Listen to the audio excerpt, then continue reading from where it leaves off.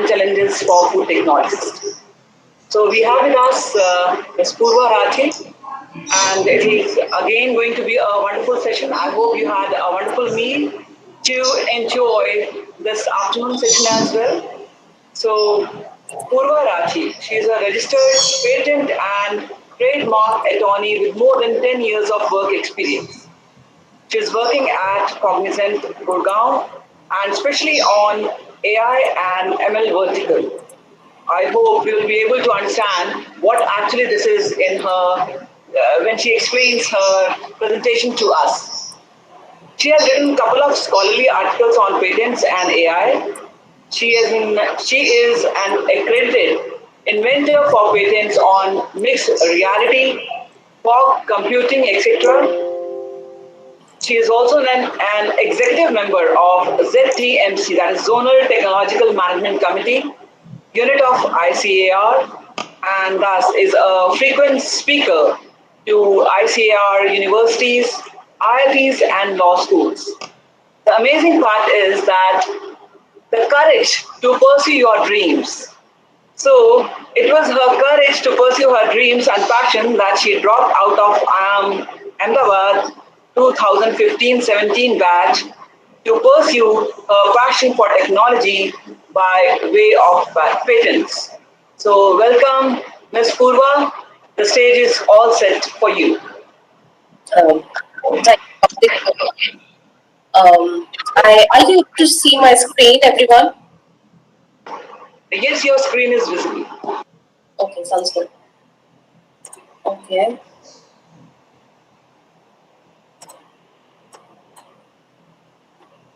Well, so I welcome you all to this session today.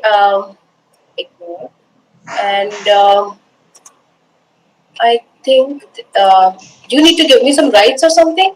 I want to go for a full-blown presentation, but somehow. Yeah, I think you have rights, ma'am.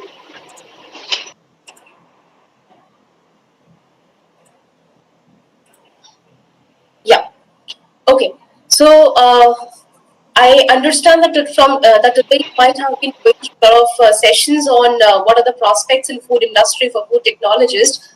So I'll just touch base upon this fact from the perspective of intellectual property rights and technology commercialization. A very, very important part of, especially for researchers and technologists like you all. So I won't waste much time. Neither I want to make it too heavy on text. So let that be a very casual discussion on what exactly is IP and how it is going to, help us grow in our research or in whatever fundament, whatever we are doing in the field of foods. We have to understand the role of IP at the same time. Now, why I say so is we all understand that food is a very large and a very fast competitive industry. I'll not give facts about this because we are quite well aware of it. And a lot of research, a lot of creativity is brewing out of this industry. Whether that we see in our research, our brand creations, their protections, even if you go and, for example, go and buy a food product or anything in the world, you are always somehow impacted. The shape, the outward appearance of any product is very much impacting the consumer behavior of purchasing goods. So the creativity vests right from what the product is to where how it is packaged and put across on the shelf, and just guiding the way the consumer wants to buy. So definitely there is IP. When I say IP, it means intangible asset, or your the way you have your rights over your property, your tangible property like your land, your uh, stocks and everything. Similarly, we have intellectual property rights, which is for protection of something born out of your human ingenuity. So the different forms and ways of protecting of your invention and other things as well. I'll just touch base how it is important. Now, imagine a scenario like you are researching and you have come up with something absolutely new. Maybe, say, for example, you are preparing a soup recipe and you find that adding banana to it gives an altogether different flavor, taste, and maybe even enhancing the shelf life or consistency or texture improvements. So basis that you realize that okay, I think I can have it a patent on it, or I rather try to secure it by way of any form of IP I'm aware of. Because if not, that somebody else might come in and snatch away from you your property and file the patent in his or her name.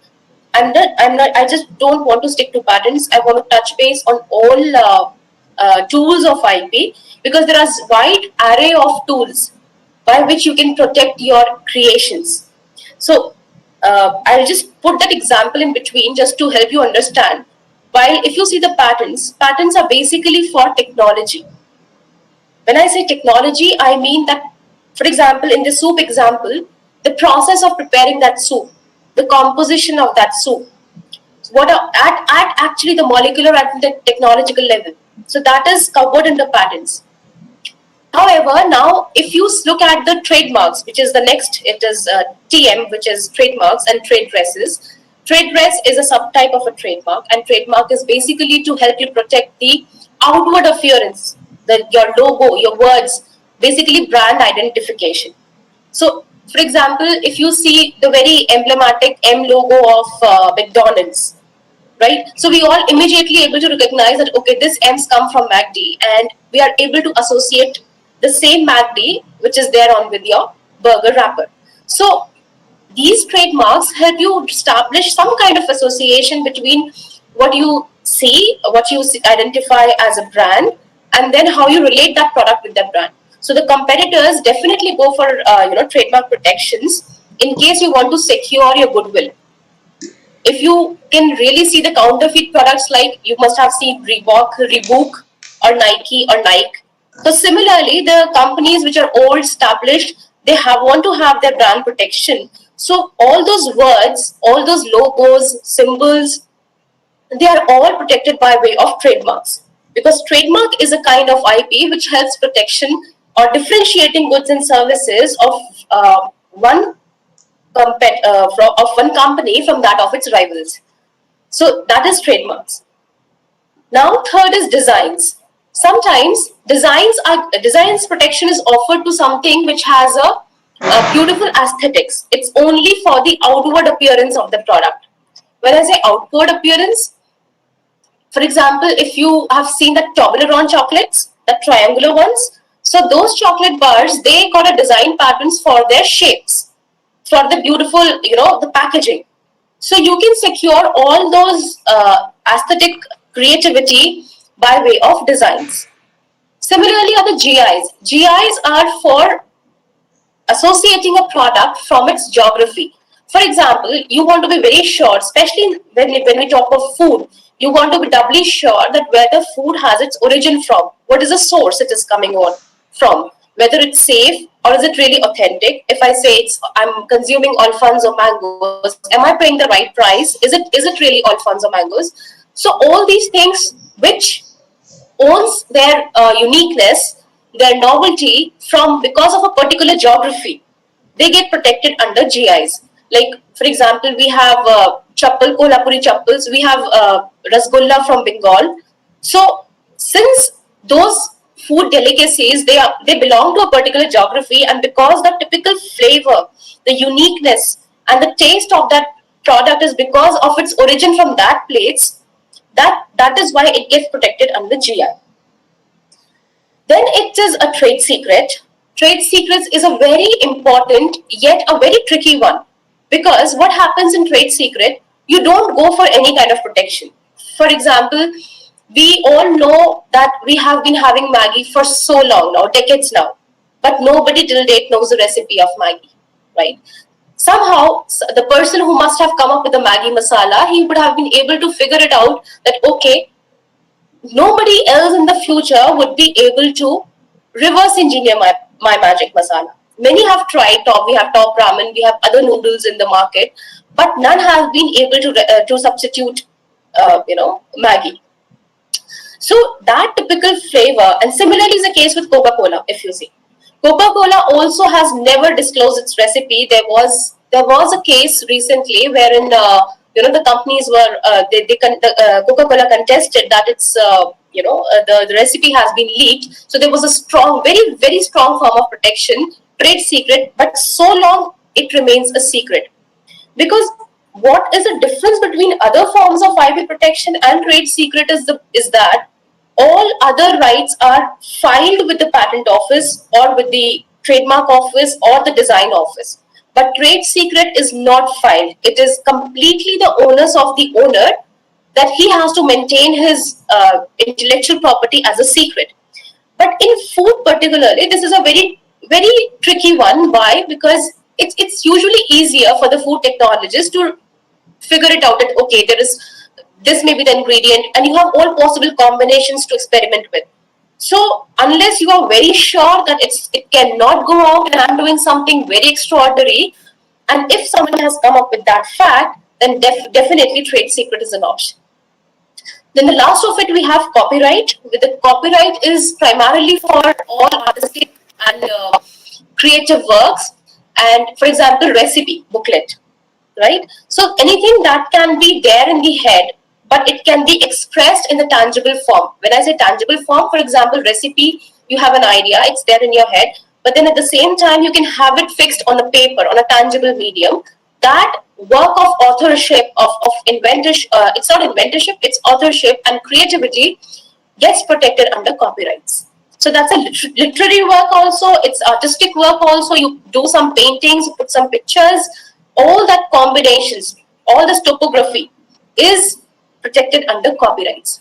So when all of this is happening in the food industry and it's so many people, fighting for the same set of products, so how do you establish your unique identity?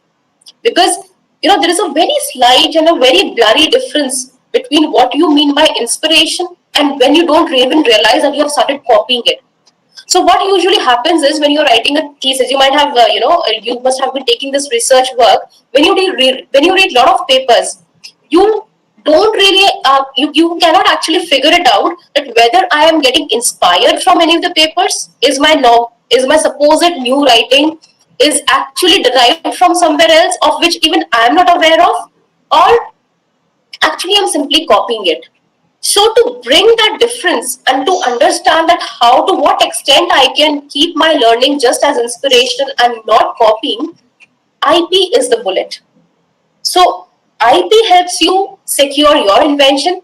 Also, it prevents you. It's kind of a red alert that no, you cannot copy somebody else's work because it is IP protected. When I say IP protected, it means it has been filed at the respective offices, and in case you are found violating any of these protected works, you'll be sued for infringement. So this is roughly what IP is, and this is simply what all stuff in the food technology you can seek protection for. Whether that you are growing the product, you are producing it, you are composing the product, processing, even the packaging, consumption, and storage, because these are all somehow adding on to the newness of the technology. As long as all this, the creativity lies in bringing something new, something inventive, having a significance, economic significance, or some utility, then you do have a scope for patent protection or any other form of IP, whichever you choose. Any questions, or is it like is it too basic for you to understand, or it is intermediate level? Because I'm going to change my pace accordingly. Purva madam, you are doing really good. So I think it will be very interesting and understandable for all, since we are catering to a different type of students here. So okay, great. Okay. Well, as I said, that there are different. We have wide array of tools for IP protection and challenges. We have. I've also said that we can have a trademark for a taste. There are many companies. If you see all those big products like Chanel or Dior or whatever, Gucci, Prada, everything, right from their fragrance to the sound to the smell to the taste, everything can be protected, and people have been doing it for even trademarks are filed for it. For there are big battles being fought. In fact, 85% of US economy rests in its IP rights. If you're strong with your IP, if you know that I have created something, I have it protected on a piece of paper, then you can have a millions of dollars. I mean, it's completely your demand, your need, whatever you ask for, and the company would be expected to pay for it. So this is what the strength of a piece of paper is when it comes to IP. And since you all are researchers and in the process of kind of outmaneuvering each other in seeking the competitive advantage, it becomes all the more important that besides doing it correct, besides ensuring that we are creating something really exceptionally good, it's also intelligent also to ensure that nobody else beats us on that, right? We know that we don't just get taken away or we have to take us aback our step because somebody, some big giant, some big whale can just take away your product in the market. So be very cautious on IP. Even if you don't pursue it as a career in IP, it will always stay with you because it's natural. We humans have a tendency to come up with something new. We want things challenging in the life to be happening, and in the process of solving some ever existing problem, we don't realize it when we have come with a solution. And all those solutions, they are all IP, can be IP protected. So be very vigilant about what you are doing in your daily course. Does it have any stance of protection or something? But yes, at the same time, you should be very well aware of the facts that in what all modes of protection are available. How can I, even if you go and talk to the lawyer, don't let yourself to be fooled by the lawyers. You should be knowing it, what I'm getting, what I'm paying for, and is it worth it? Is it IP worthy? My invention. So all these judgments, all these decisions, they have to be very judiciously taken. Be very very cautious about it. So, yes, we were discussing if we talk about IP for food technology, we have a requirement that it should have a technical function. Whatever you are coming up with for patent protection, particularly, it should be distinct, if you can see here. And definitely for food, there is always some safety concerns. So, when it comes to utility part, so basically, there are three criterias for IP protection, and since patent is the strongest form of IP protection, people usually focus on patents because first of all, it gives you a long and a very strengthened protection. No other form of IP is as strong as patents, and it offers you an exclusive monopoly for 20 years. 20 years is a big time. So we have to ensure that it is for the same. We have created something new. It is distinct and it has an economic significance. It has a utility, and from utility perspective, it is important that it is safe for consumption. So these are the basic criterias, and these are the ways. So I'll just give an example of Organon. What happened is that see what happens is, for example, when I told you that for a functionality, when your technology has some functionality, it gets protected under patents, right? But what happened with Organon was they were filing it for a pill. It was an orange pill, and they filed a protection for it, but the trademark office rejected it on the grounds that it also have a good flavor. I mean, just imagine the weirdness of this judgment, that since it has a particular functionality of a pleasant flavor associated with it, we cannot give a trademark on it. So it's a very tricky business. Of course, not everybody can pursue it, but prima facie, we need to understand that if a situation like this comes in, which mode of protection should I opt for? That is at least very important. Similarly, is Kim Seng's copyright work, because they were trying to seek a copyright protection for their bowl of noodles, and the examiner again rejected it on the grounds that neither the bowl nor the noodles are inventive. Even if you mix them up, they are going to serve the same purpose of satiating your hunger. So there is nothing new about it. So one has to be very right in guessing that which form of protection I have to opt for. Whether you are a researcher or you are practicing attorney, which you can always do, or you are an IP officer, or you are an IP lawyer, or even if you're a corporate lawyer, or even if you're a principal scientist or person working in a regulatory department, whosoever. So yeah, we also have patents for flavor combinations. Like it's a very weird combination, but yes, people have found out ways how you can store jellies and peanut butter together. It was a very weird, but since it was weird and it is not it is not common, it was granted a patent. Now remember one thing here, that when I say not common, it might be so that mixing in orange juice or pineapple juice, for example, it was not found to be sold anywhere in the market. But you have just mixed these two, but the combination you have achieved out of mixing two is not creating something beyond the properties of orange juice and pineapple juice themselves. Like you simply made A plus B is equal to A plus B, right? There is nothing like it's giving an altogether different flavor, or there's a texture improvement, or something fundamentally changed in the basic properties of an orange juice or a pineapple juice. In that scenarios, you cannot go for IP protection because it's an obvious combination, right? Because that's very common for food. Why do we don't have a lot of patents in food, or why the food patents are difficult to get? Because if you look from the examiner's perspective, he'll always feel that, okay, you've added honey, it's going to contribute to sweetness. You have added vitamin E, it's going to give the antioxidant properties. But if the aggregation of these things is yielding something beyond antioxidant property and sweetness, then that is considered that you have created something, surprising, something different from A plus B. That means A plus B giving you A plus B hyphen, which is not mere combination of A plus B. So this is very important. How it's, I'm giving a simple trick to assess if my invention is qualifiable even, or simply because what you do is when you opt for patent protection and you go to the attorney is going to charge you heavy, and he is not going to guide you on whether it is even patent worthy or IP worthy or not. Why? Because he's going to make money out of it. So, irrespective of what happens to your invention, you should be understanding at first whether it is an invention or not.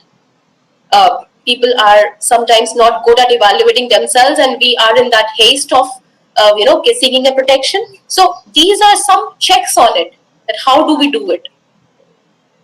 So IP as a competitive tool, which I say, yes, people have been using for their creativity, for research, scientific innovations, or building new materials, manufacturing processes, and even a lot of IP is generated for creating sustainable, products, especially for environmental, safe environmental impacts and health and food safety.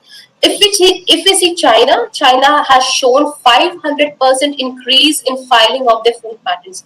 It's phenomenal, followed by US, which is like 90%. It's good, but compared to China, they are very low.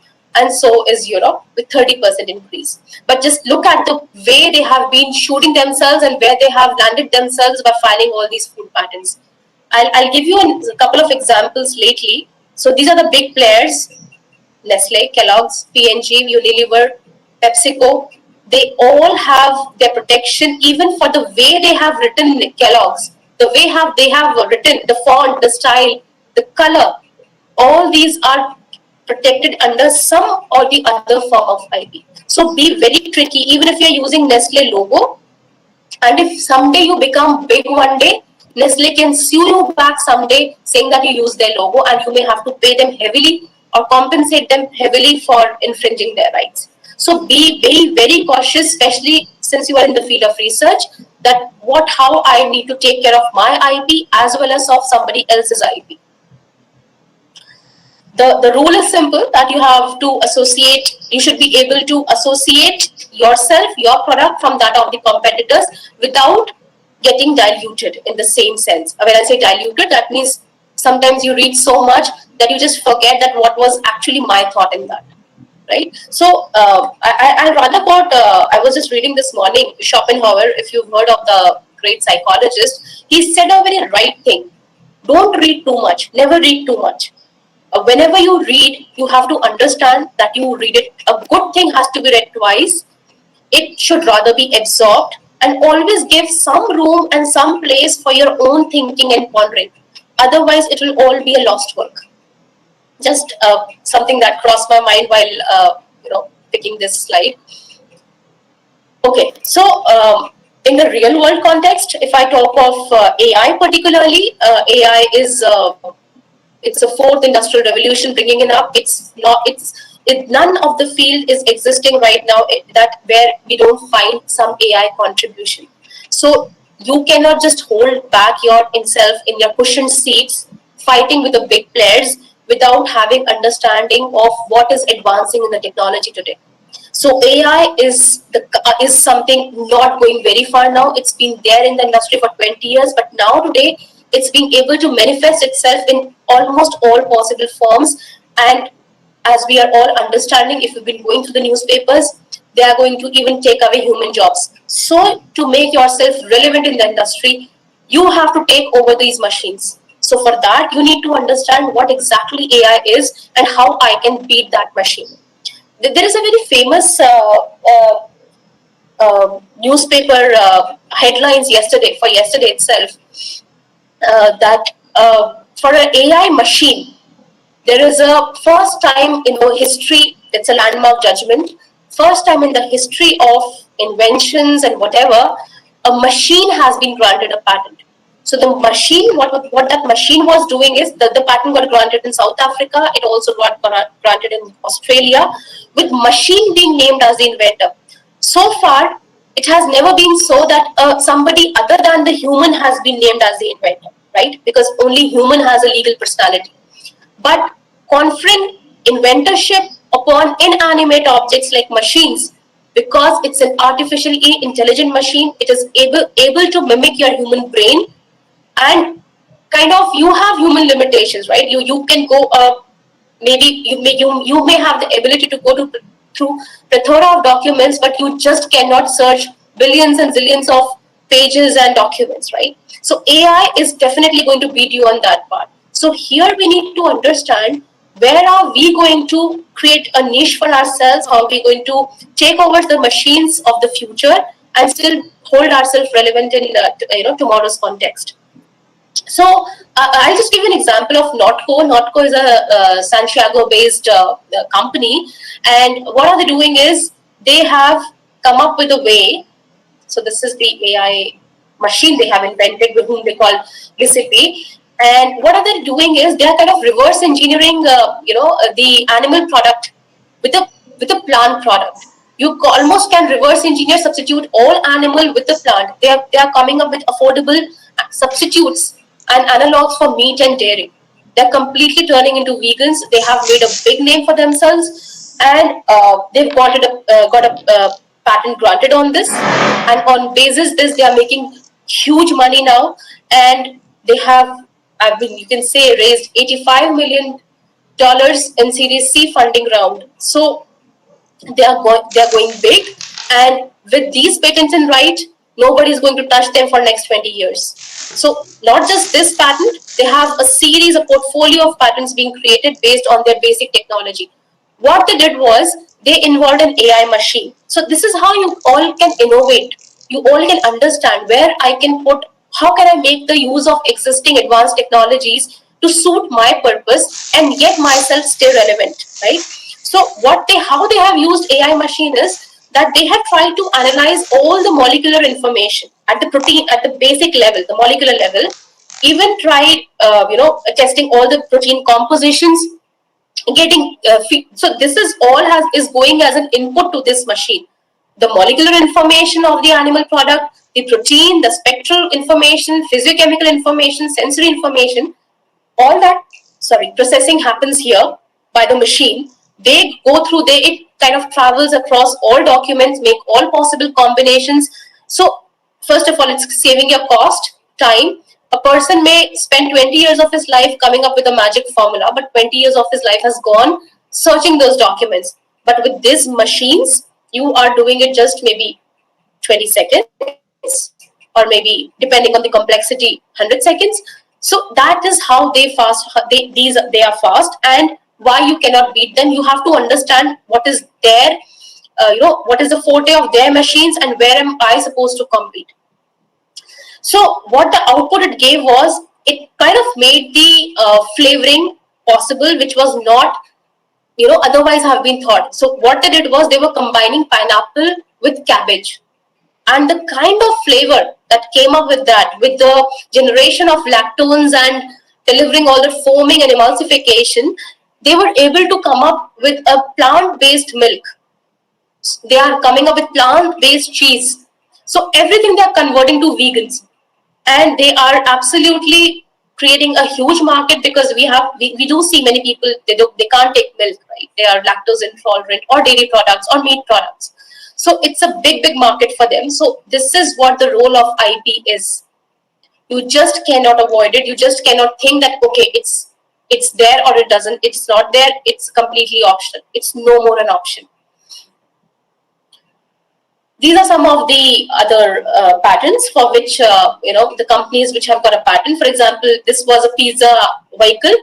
What is happening in this is, there is a pizza truck, and once the truck receives an order, what is this truck in itself is compartmentalized into different units, where you can, it start cooking the pizza, and it delivers it fresh to the customer. Like, you don't have to warm it again in the microwave. It's just getting there. By it takes the information, like, okay, how far the distance of the customer is, when should I start cooking, how much time will it take me to reach there, and when can I exactly deliver it at the right time. So all this is happening is possible with the use of advanced technologies like AIs, and Zoom Pizza has got a patent for it. So is a Juicero, which is a machine to extract juice from cartridges, which otherwise is a very hectic thing. And this is again a very intelligent device by Microsoft. So if you look at these companies, so it's no more like you have to think yourself in isolation that, okay, I'm a food technologist. No, it's not going to happen that way.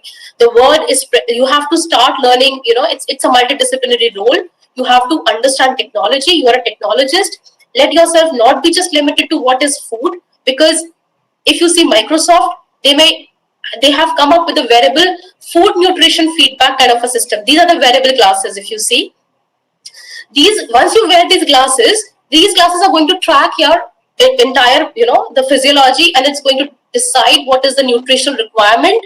And if you are thinking of having a food, it's going to even suggest you that, okay, this is the something you've been missing on your diet today, and this is how you can complement nutritionally.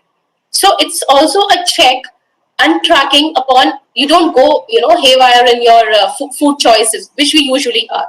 Even it prompts you that, okay, you are getting hungry, and before you pick up some nonsense meal, a junk meal, let's go for something healthy.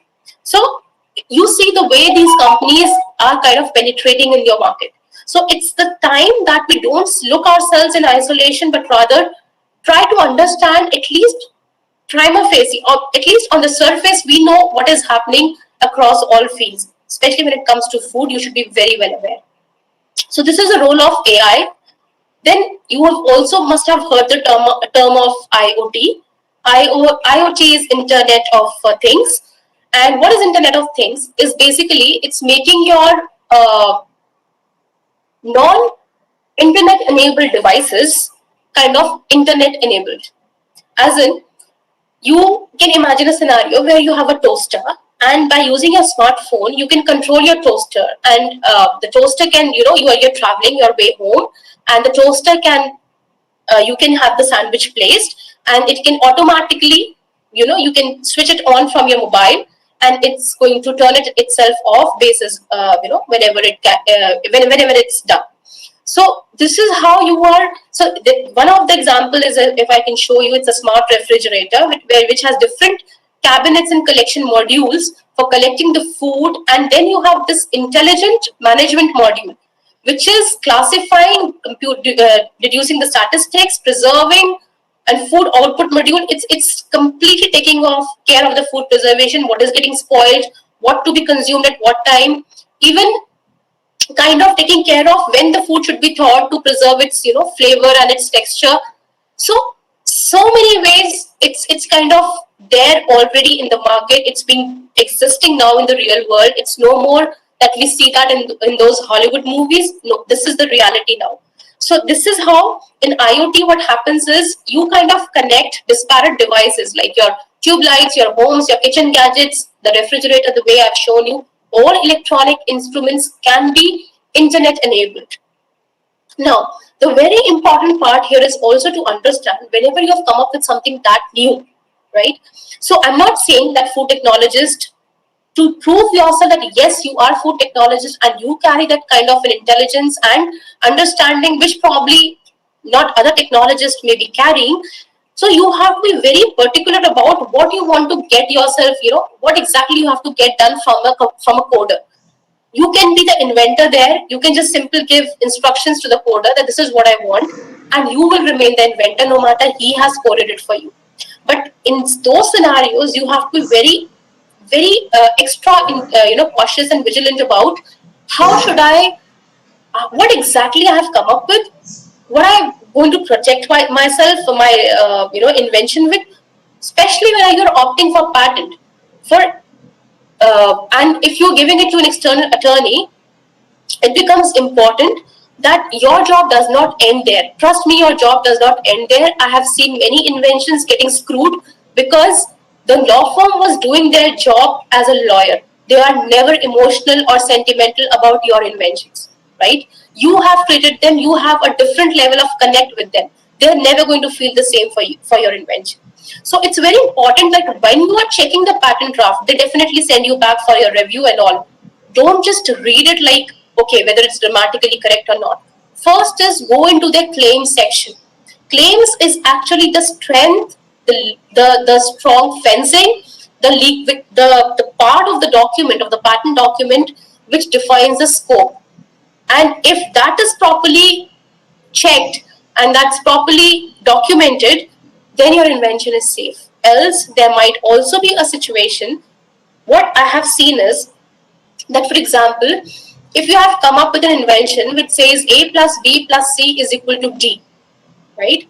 I have seen the attorneys, and your invention, for example, lies in C, bringing in C. A plus B is already known, everybody is aware of. C is something new, and using C, you are able to create D. What all you should be claiming? Is it only C you should be claiming? Or can you claim D? Or is it a combination of A plus B plus C? So this is very important because if you kind of protect only C, right, which is your invention, you think it's my invention, while A and B are known, then you are giving away D to everybody, to all your competitors if you do not claim it. So sorry. Yeah, if you do not claim it, then you are giving it for free to the people. So it's very important that whatever you want to get protected, and you have to be very sure that you want a protection for, you check the claims. And the claims have to be very well understood, because if anything is missing out in the claims, then it is assumed that you're doing a public service. So be extra cautious, because I assume that since you are all day in, day out creating something new, you must be filing patents in your name. You know what you're protecting, because that is how you define the claim scope. Because I have also seen situations wherein people are very fond of writing. Actually, we as scientists are very fond of writing, but the patent doesn't work this way. For example, if I say I am creating this composition and it is for nutraceutical purposes. Now, what if in the near future, you may not really see it right now, but somewhere down the line, it has a new use? You have lost it. So it is always better to say, for example, this composition. That's it. I don't have to specifically mention for what use, because if I'm not writing here, it means that it can be used for this purpose, for second purpose and third purpose. But if I say if it is using only for first purpose, I'm expressly saying that I am not using it for 2 and 3. So sometimes when to decide, how much to write, how much to leave, though this is a job of attorney, but you as an inventor have an equal duty to understand that what all I actually need to check, right? This is your duty.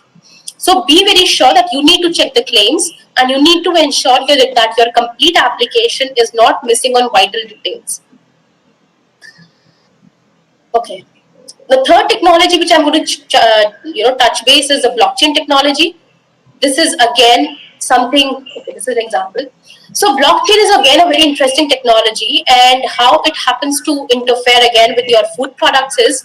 So I'll just explain what exactly is. It just majorly just think of it as three blocks. Whereas the first block is your distributed ledger. When I say distributed ledger, it means it is taking up the data, and the data it gets entered in the system, but the data is not being stored in the central server. No, that data is being there with interconnected computing devices, and those devices are called nodes. Now, why are we doing this? We are doing this because somebody, for example, have come up with something new, and he has placed that as a distributed ledger. No, none of the computing nodes can make changes to that document unless they conform, or they can seek a permission from the primary contributor.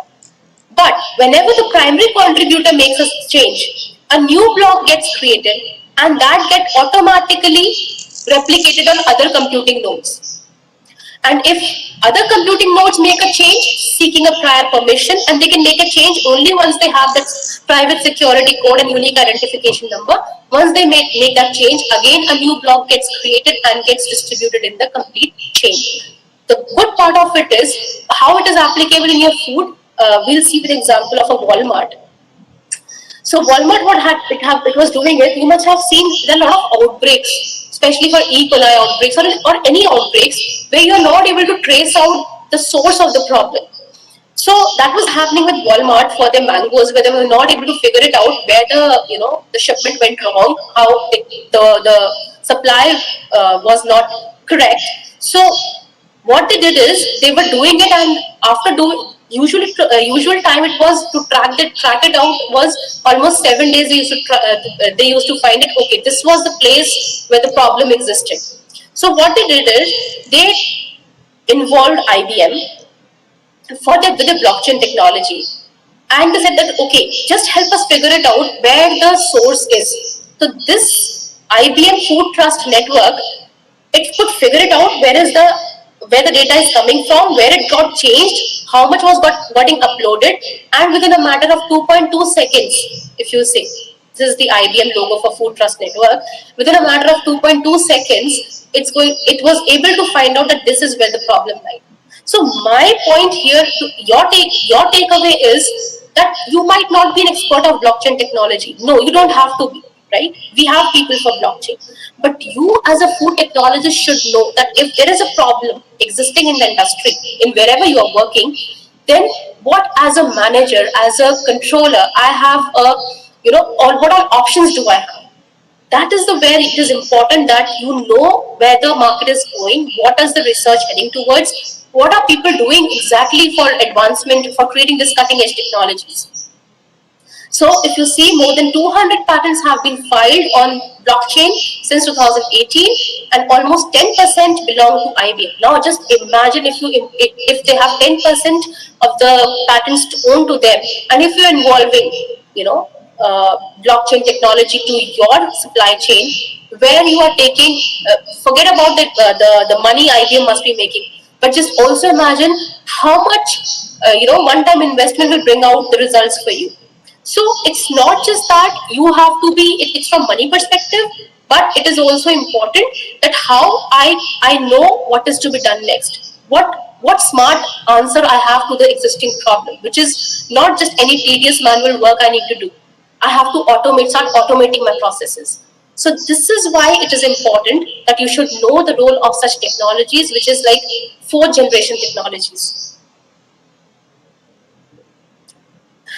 This is just a slide reflecting which all areas people have been filing patents. I'll not dive much into details here, except for that we have influencers in terms of consumer. We are catering to consumer demands, like we are coming up with RFID technologies, sensors, where the sensors can actually check, they are being deployed at the field level to check your crop maturity, whether how much moisture is there, whether it needs to be fertilized or not. We need to add fertilizer or not. So this is how the sensors have been helping.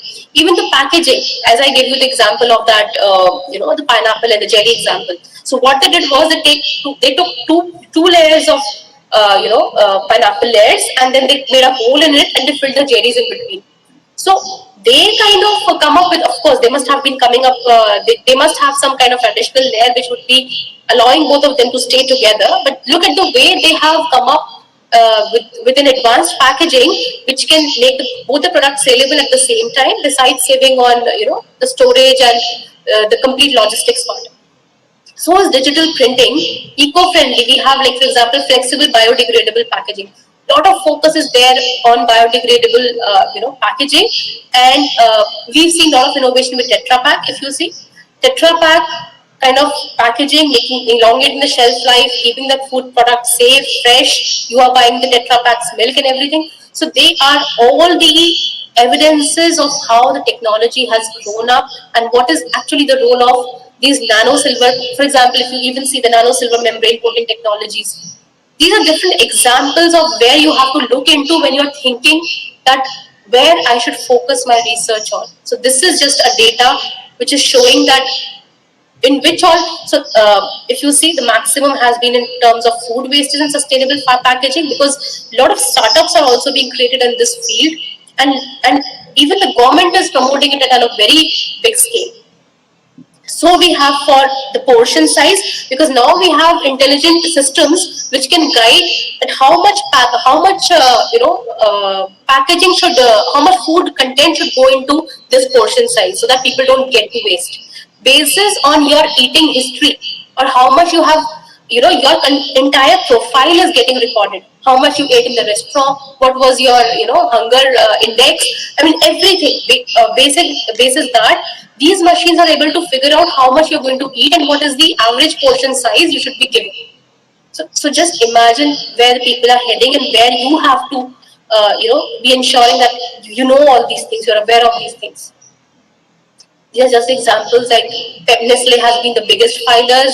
So you see the Unilever growing, Coca-Cola's, PepsiCo's, Tetra Level, Seal there. So they are just the companies, just showing that how they have taken hold of the entire food space. Okay.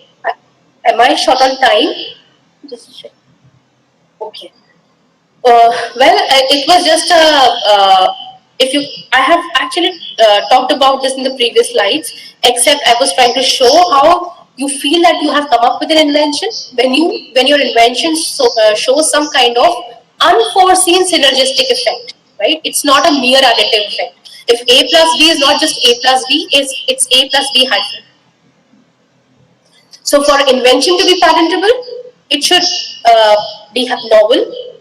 It should be inventive, because most of the times food inventions get killed on obviousness basis. What the examiner usually says is that it's very obvious to combine these components, bring them together, and call it something new. It definitely can be new, but it may not be inventive. So be very cautious on these two words. You must be knowing the difference, because novelty means that you have come up with something which is absolutely new. It has not been existing ever before. For example, you come up with this banana soup, which I said, but the examiner has still rejected that. Okay, we know that banana adds thickness, and it's just adding to the texture, the thickness of the soup, and it's not contributing to anything else. So it's a mere additive effect, but it's not an unforeseen synergistic effect. So this is what we mean by parenting issues in food. I've given a case law. You can always go back and look into it, that how things which are found in nature, if you discovery is not an invention. That's why, unless you cannot just go and say that, okay, I found some traditional herb, I figured it out that this existing in the nature or something, I've discovered it for some specific use, it's going to be a patentable. No. If the use has been known for its centuries, it has been passed down through the generations for centuries, it is not patentable unless you have found some new use of it which was not known. So there are some pros, cons, some question marks, and there might be a lot of things which a patent attorney must be knowing. But you as a researcher should also be knowing, so that you don't just get lost in the legal, the conflicts and unnecessary spending on these expenses, because patenting is a very expensive proposition. That's also there. It roughly, for an average size, it costs almost 2 to 4 lakhs, depending on which all countries you want to file.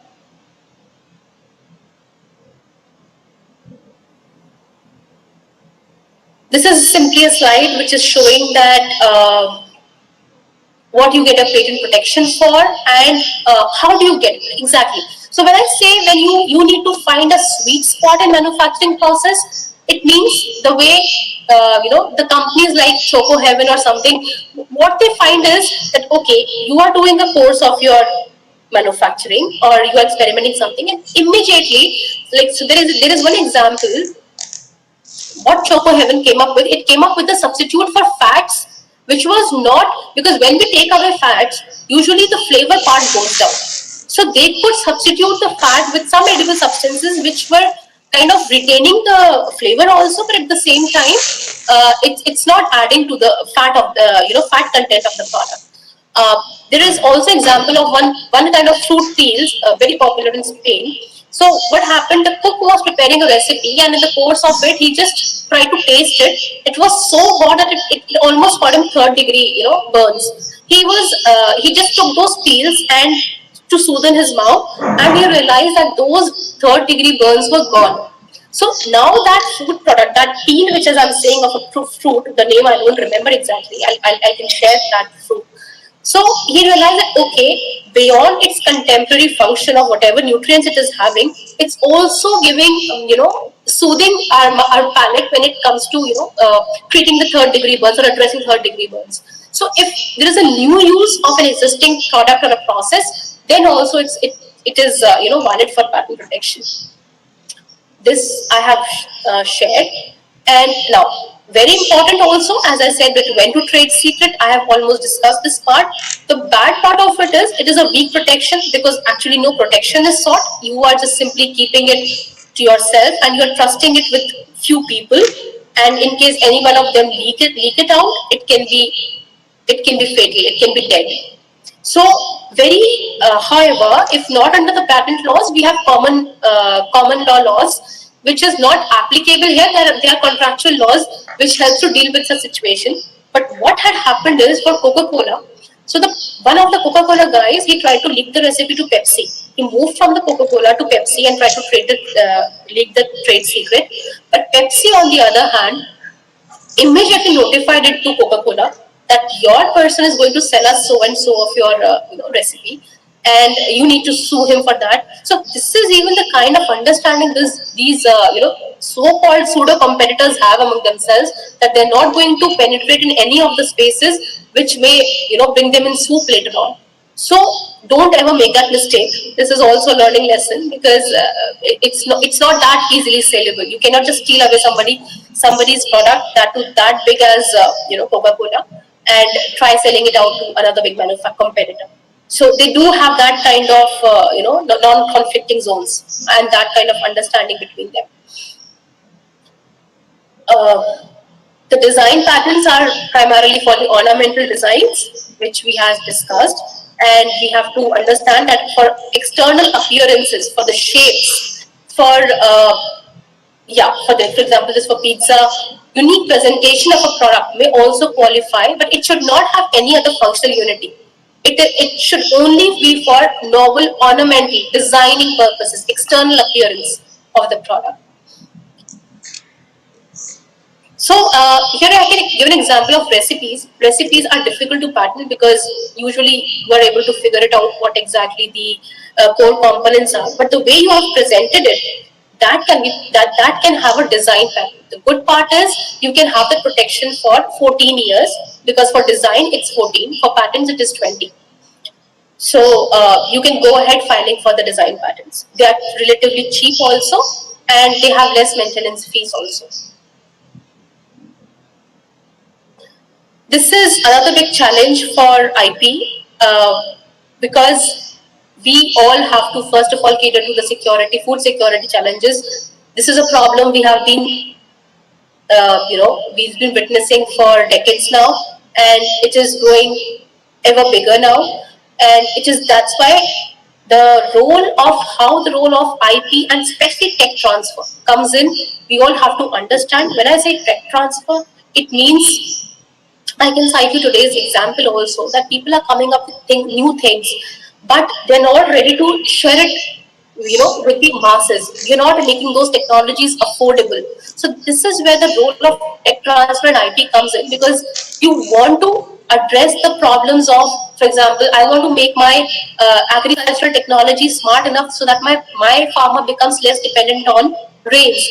His crops become more moisture or temperature fluctuations, or I want to increase the productivity of my food crops. So all these technologies are already existing with the big players, but they're not giving it for free to us, and we don't have the affordability to buy it.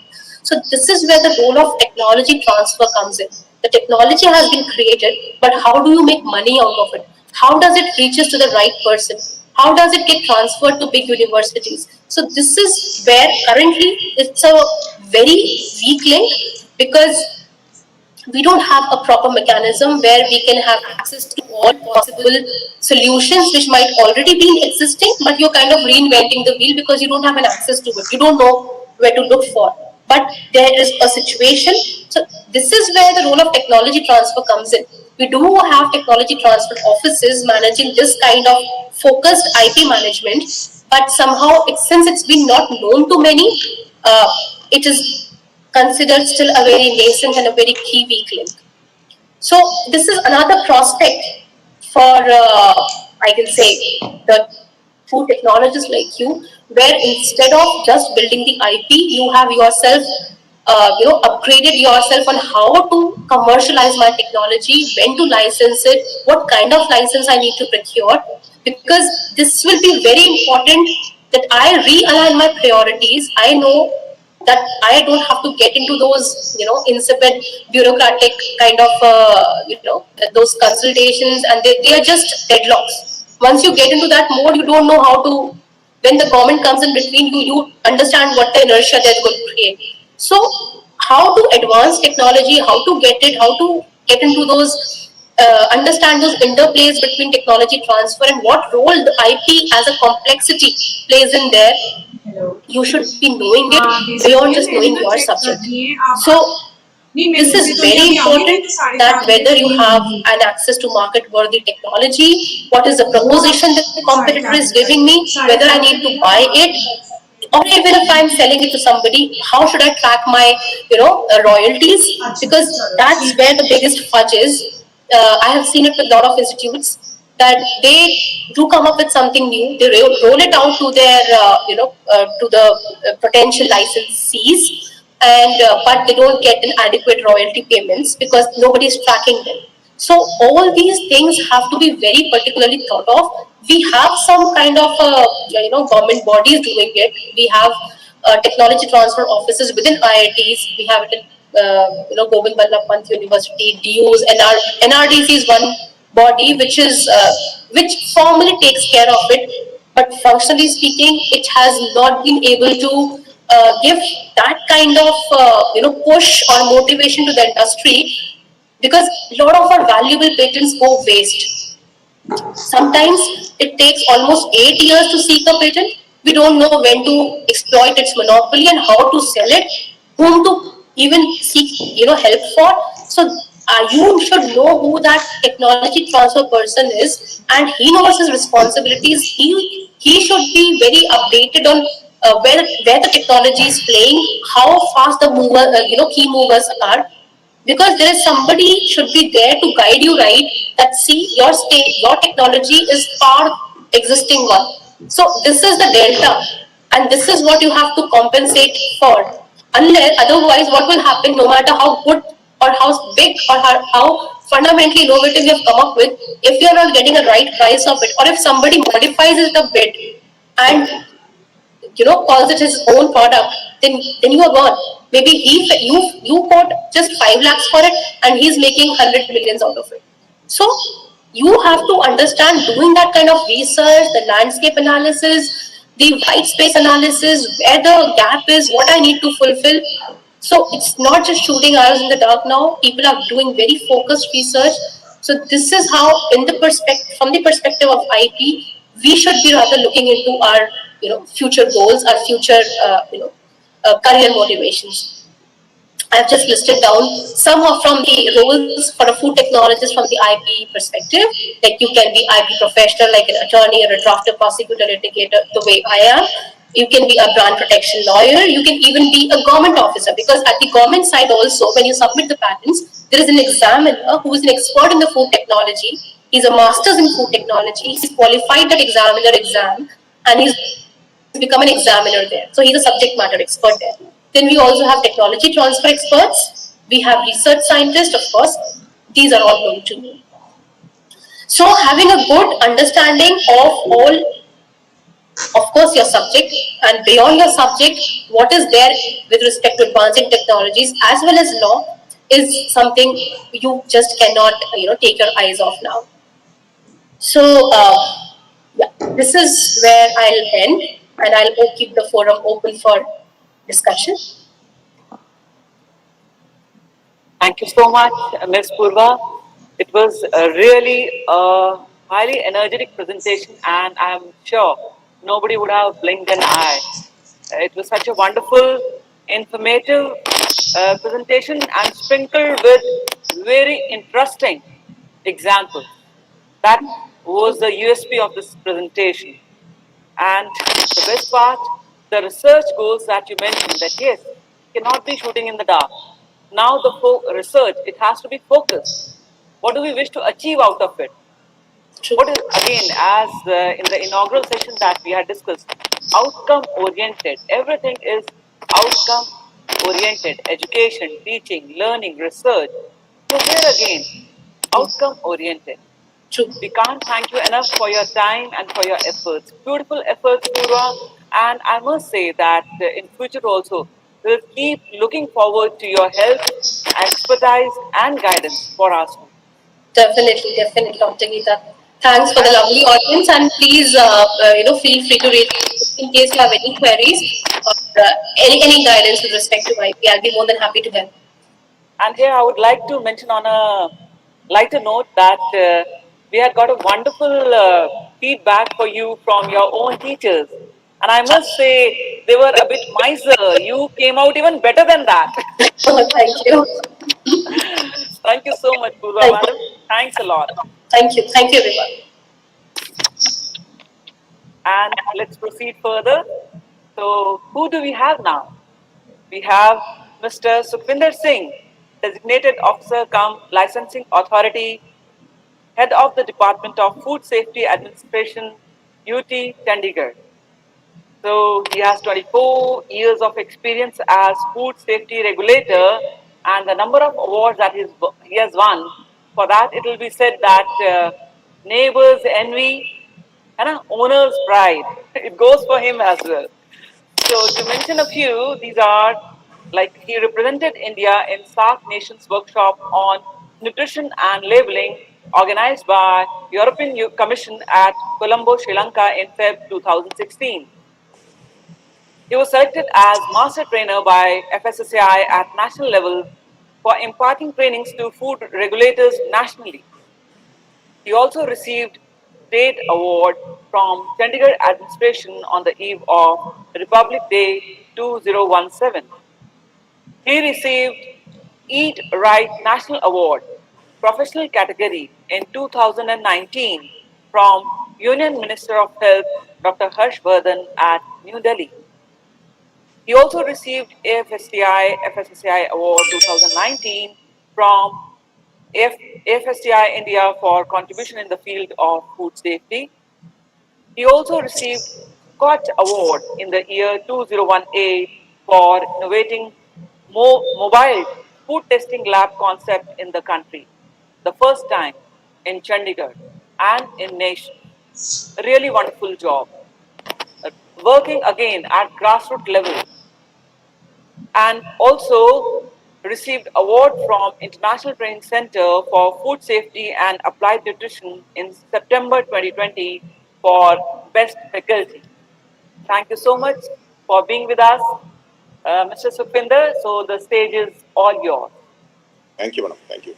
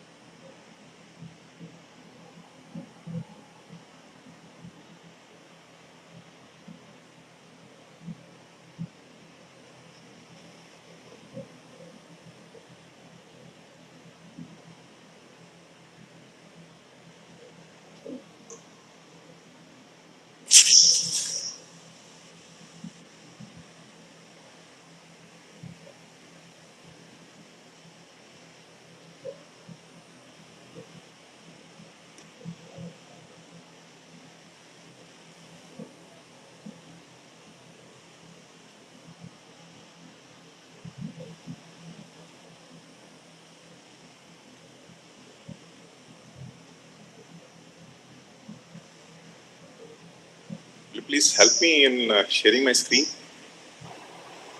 Yes, you just already you have done. Just go for sharing. Now you go to the slides. We can view your slide. You Yeah. Now we can see your slide. Okay, now you can carry on. okay? Okay, is it visible? Yeah, can you make it full screen, sir? Yeah, Yes. it's clear now. Okay.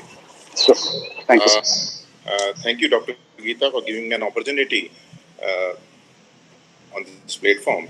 So, being from the FSSI side, though from since morning, you all are listening to eminent personalities, those who are technologists and those who are doing wonders in the field of the food technology. So, I heard Dr. Anand sir, SP Singh sir, Segal madam, and even to Purva, and everybody has very well explained about the scopes of the food technologist in the field of food manufacturing, uh, retailing, or you can say in the marketing field. So, from the FSSAI side, if I will talk, I would like to say that yes, there is a lot of scope in the food sector. But before going to that very field, you must all have the knowledge of the food laws. So it is very important that you should know all the laws, what are laws are there, and how to implement those while working in the field of manufacturing or retailing or distribution or in the field of marketing. So as you have seen that yes, technologies are there, but there are people, those who are playing with the foods. Uh, there are consequences of the unsafe food. People are suffering a lot. There is the issues of malnutrition, deficiencies, and junk food. There is a problem of obesity, heart problems, even diabetes. Then recently, even the FSSA is now working on the repurposed used cooking oil, and which they now studied that it is very harmful for the public. And again, intake of more sugar. Now FSSA is insisting on less sugar, less oil, and less salt. And then they are also in a mode of reducing trans fat by 2022. So there are lot many things which are causing danger to the human health. People are suffering. Every second house, if you will see, there is an issue of hypertension, blood pressure, sugar problem. So these are all related to our the way the food is being processed or handled, or some miscreants are there, those who are making it, those who are doing adulteration in the food. So basically, it's like an enemy which is weaken our economy, and we are using our scarce resources to overcome these, and this is also affecting our GDP. So if we see, the India spends around 100 US dollar per person on health related expenditures, and that amounting to the expenditure of around 115 billion on the health. So basically, and if you see the WHO data, many people are dying every year due to diarrheal diseases or some other malnutrition or some other factors, those who are affecting the food. So basically, as per the mandate, if you will see the FSSAI mandate that if it is not safe, it is not a food. And a mandate of even the Food Security Act and even the Food Safety and Standard Act, all people, especially those who are poor and vulnerable, should have access to safe, affordable and nutritious food. And being a scientist and being a food technologist, you have a major role to play in the field. As you know that India is growing population of around 135 crores and it's still increasing. To serve, we need people to handle processed food safe and hygienic food. So as you know, India is second largest arable land in the world, and basically that means that the land is suitable for growing crops, and there is more agriculture produce and more opportunities for the food technologists in the field. India is also a large milk producer, second largest producer of fruits and vegetable, largest producers of buffalo meats, second largest producers of goat meat, etc. So basically, there is a lot of scope for our technologists and scientists to play a major role, and also indicate that there is a huge demand of food techs and their role. So basically, earlier if you see, there are many food laws, those who are handling the food sectors. There was earlier, before 2011, it was a Prevention Food Adulteration Act was there. A separate food product order was there. Separate milk and milk product order was there. Export Act was there. Meat product order was there. But now, after 2000, in the 2006, the government, the Parliament passed that Act, Food Safety and Standard Act. Now, all these acts, now they have made a consolidated act that contain all these laws, and now there is no confusion among the industry and even among the authorities to handle the food industry because of the single consolidated law. And it is a totally a science-based law and laying science-based standards for articles of food to regulate their manufacturing, storage, distribution, sale, import, and to ensure availability of safe and wholesome food for human consumption. So basic mandate of earlier, basically what was happening, the acts, they are only dealing with whether the food is adulterated. So people, the authority used to collect sample and send to the labs for testing of the adulteration. On the basis of that, the case is being launched in the court of law. But now the mandate of the Food Safety and Standard Act is that basically to educate general public, to educate them about the science behind the food and the various parameters under which the storage is to be carried out, distribution is to be carried out, import is to be done. So basically now this act is a totally science-based law, and it is practically towards the motive is to educate the business community and the consumers. So basically, due to the regulatory compliance, now industry is placed under a more thorough scrutiny and examination than ever before. So demand of documentation has been increased in terms of legislation, and legislation is seeing a lot of issues related to allergens, organic packaging, labeling, contamination, sanitation, etc. So FSSAI has been established to regulate manufacturers, importers, storage distributor of the food in the country. So if we talk about the law, so basically it's a three-wheel law. One is the act, another one is the rules and the regulation. So if I will say act which was passed in 2006 containing 100 sections. So and the rules are there where the qualifications, the procedures, basically being a food tech, you have an opportunity to be a part of the Food Safety Standard Authority. So what are the qualifications required to be a part of the food regime, Food Safety Standard Act? So what are the qualifications required? What will be the procedures, and what are the powers? Whosoever is appointed under this act, what will the powers? What are the powers given to him? What are the functions he has to play? And the procedural part. If when you come into this food safety under the food safety regime, Then the officers have to take samples, they have to send sample to the lab, they have to get it analyzed, they have to file a prosecution in the court of law. So every procedure is defined under the rules. Then there are around 17, at present there are 17 notified regulations. So all the personalities, those who have early explained the various technologies and production parts. So if you will see the industry, they have to comply with all these regulations. So every part, if you will see, if it is a food safety standards and additives, then what are the standards they have to follow? If there is a particular product, if they are making some milk product, then what are the standards? So there is a separate regulation under the Food Safety Standard Act. If they are making some sauces, if they are making some chutneys, if they are making any of the spices, so what are the standards the industry have to follow? It is very well prescribed under this regulation. So that's why I told you in the initial part that before going into the industry, those who are into the field of food technology, those who are doing food science, those who are into the food, they have to go through the food law first, and they must be having a complete knowledge of the law. So if you will see these regulations, the first one is related to the standards. So there are various types of food articles.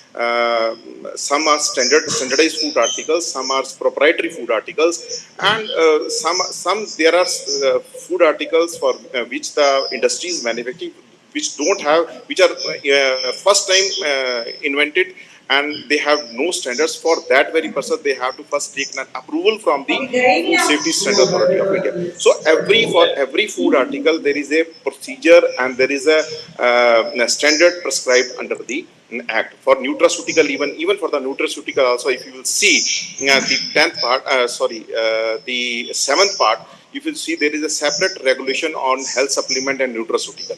So now, because as the earlier speakers also explained that now that there is a lot of demand of the health supplement after this COVID, and the industry is growing at a very fast rate. So now government has specially defined and notified this regulation of the nutraceuticals.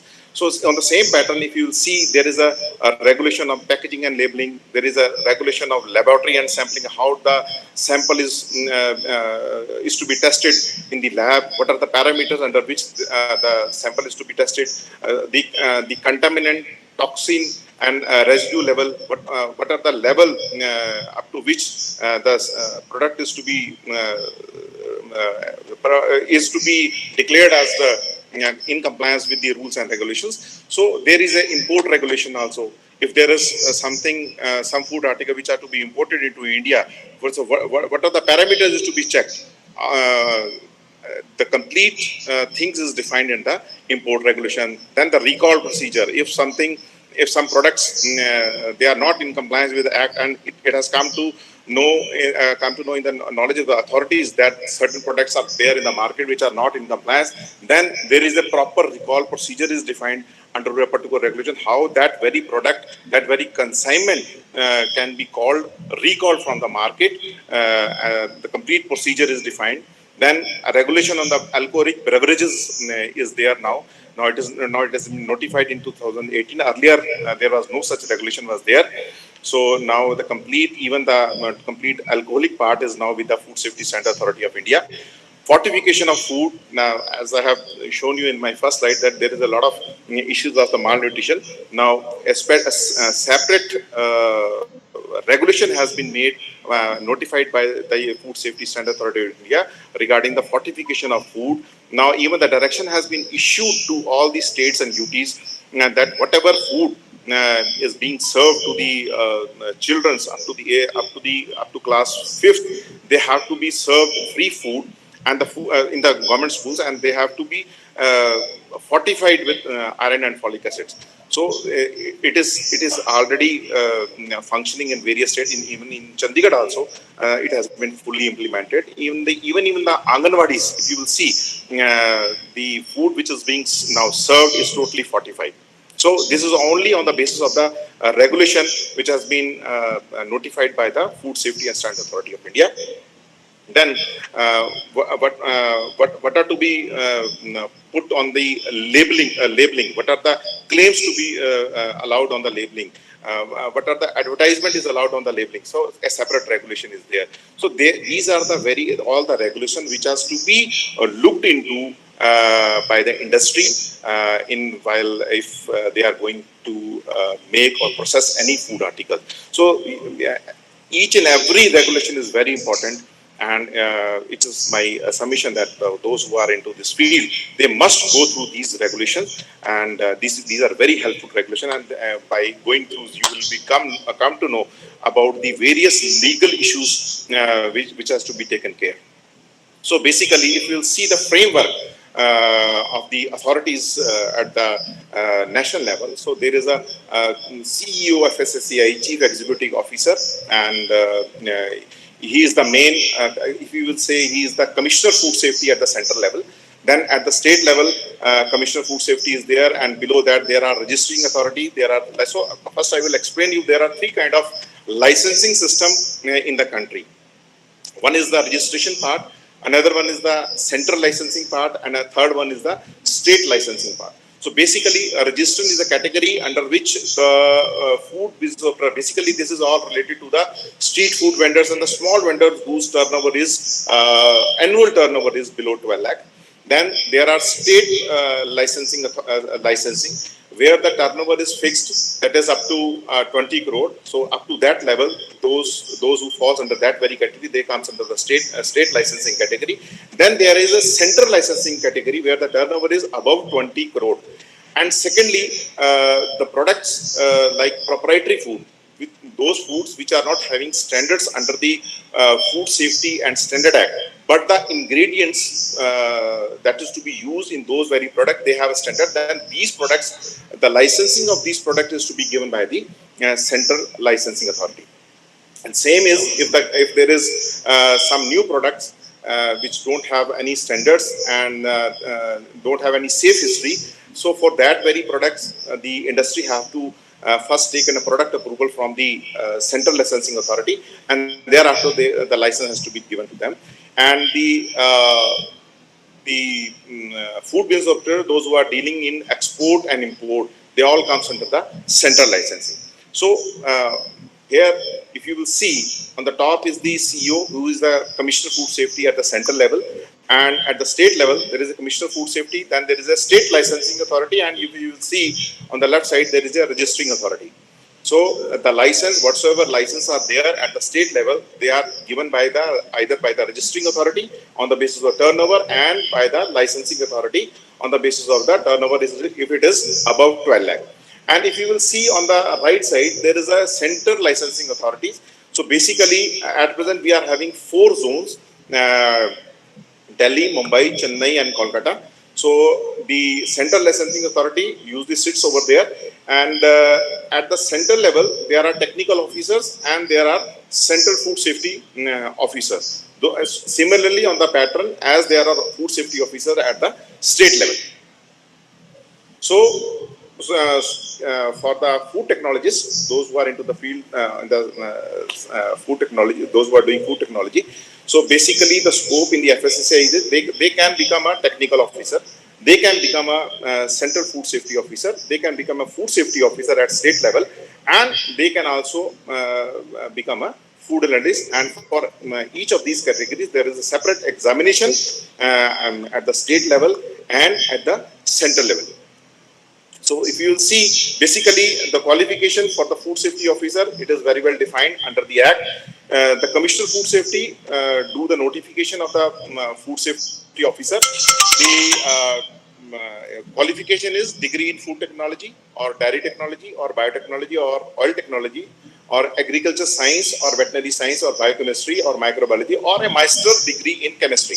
So earlier, basically, if we talk about the Prevention Food Adulteration Act 1954, at that time, the qualification was BSc. Now that has been upgraded to the master degree in chemistry or a degree in medicine from a recognized industry.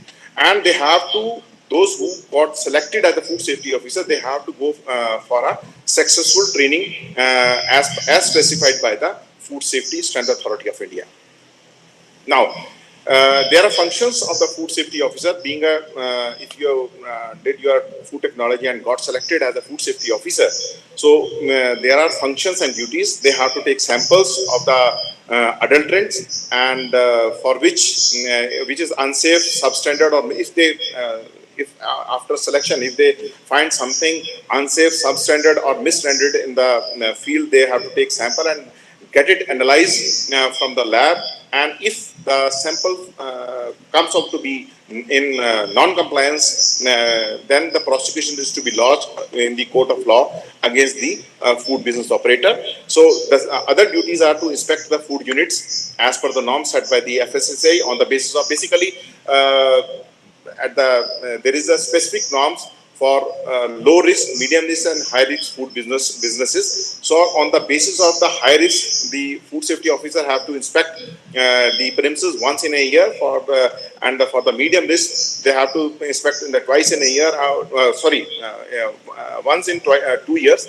And for the low risk, they have to take it quarterly or half yearly basis. So they have to draw a sample. Basically, FSSAI is now insisting on surveillance samples rather than the regulatory sample. If they want to know the quality of particular product in particular area, suppose they want to check the milk in the area of the Punjab, so they direct the authorities to go for a surveillance sampling in the whole of the state, and on the basis of the surveillance sampling, after whatever results that comes out, on the basis of that, they decide what regulatory measure is to be taken, and what if there is any if they want to change any type of standards in the act on the basis of the condition processes over there. So they study that very thing, and the matter goes to the scientific panel, and thereafter they decide what parameters is to be set for that very food category in that particular region. Then the food safety officer, they investigate any complaint. If there is any complaint related to any food product from the market, if there is any complaint, if there is somebody consumes any food and something happens to that consumer, then they also file a complaint to the authorities, and on the basis of the complaint, the food safety officer have to inspect that particular unit and take action accordingly. Then the improvement notice, the food safety officer, after inspecting the things, they direct the designated officer of the state to issue an improvement notice against the food business operator, and the food business operator, if we do not comply with that directions, then the license of that particular unit gets cancelled, gets rejected, and the food business operator have to close his unit after the cancellation of his license. And the food safety officer is also having a power to intercept any vehicle whosoever is carrying any food article, and which if he easily assumes that the food which is being transferred through that very transport is unsafe or misbranded, that he can take action against that operator.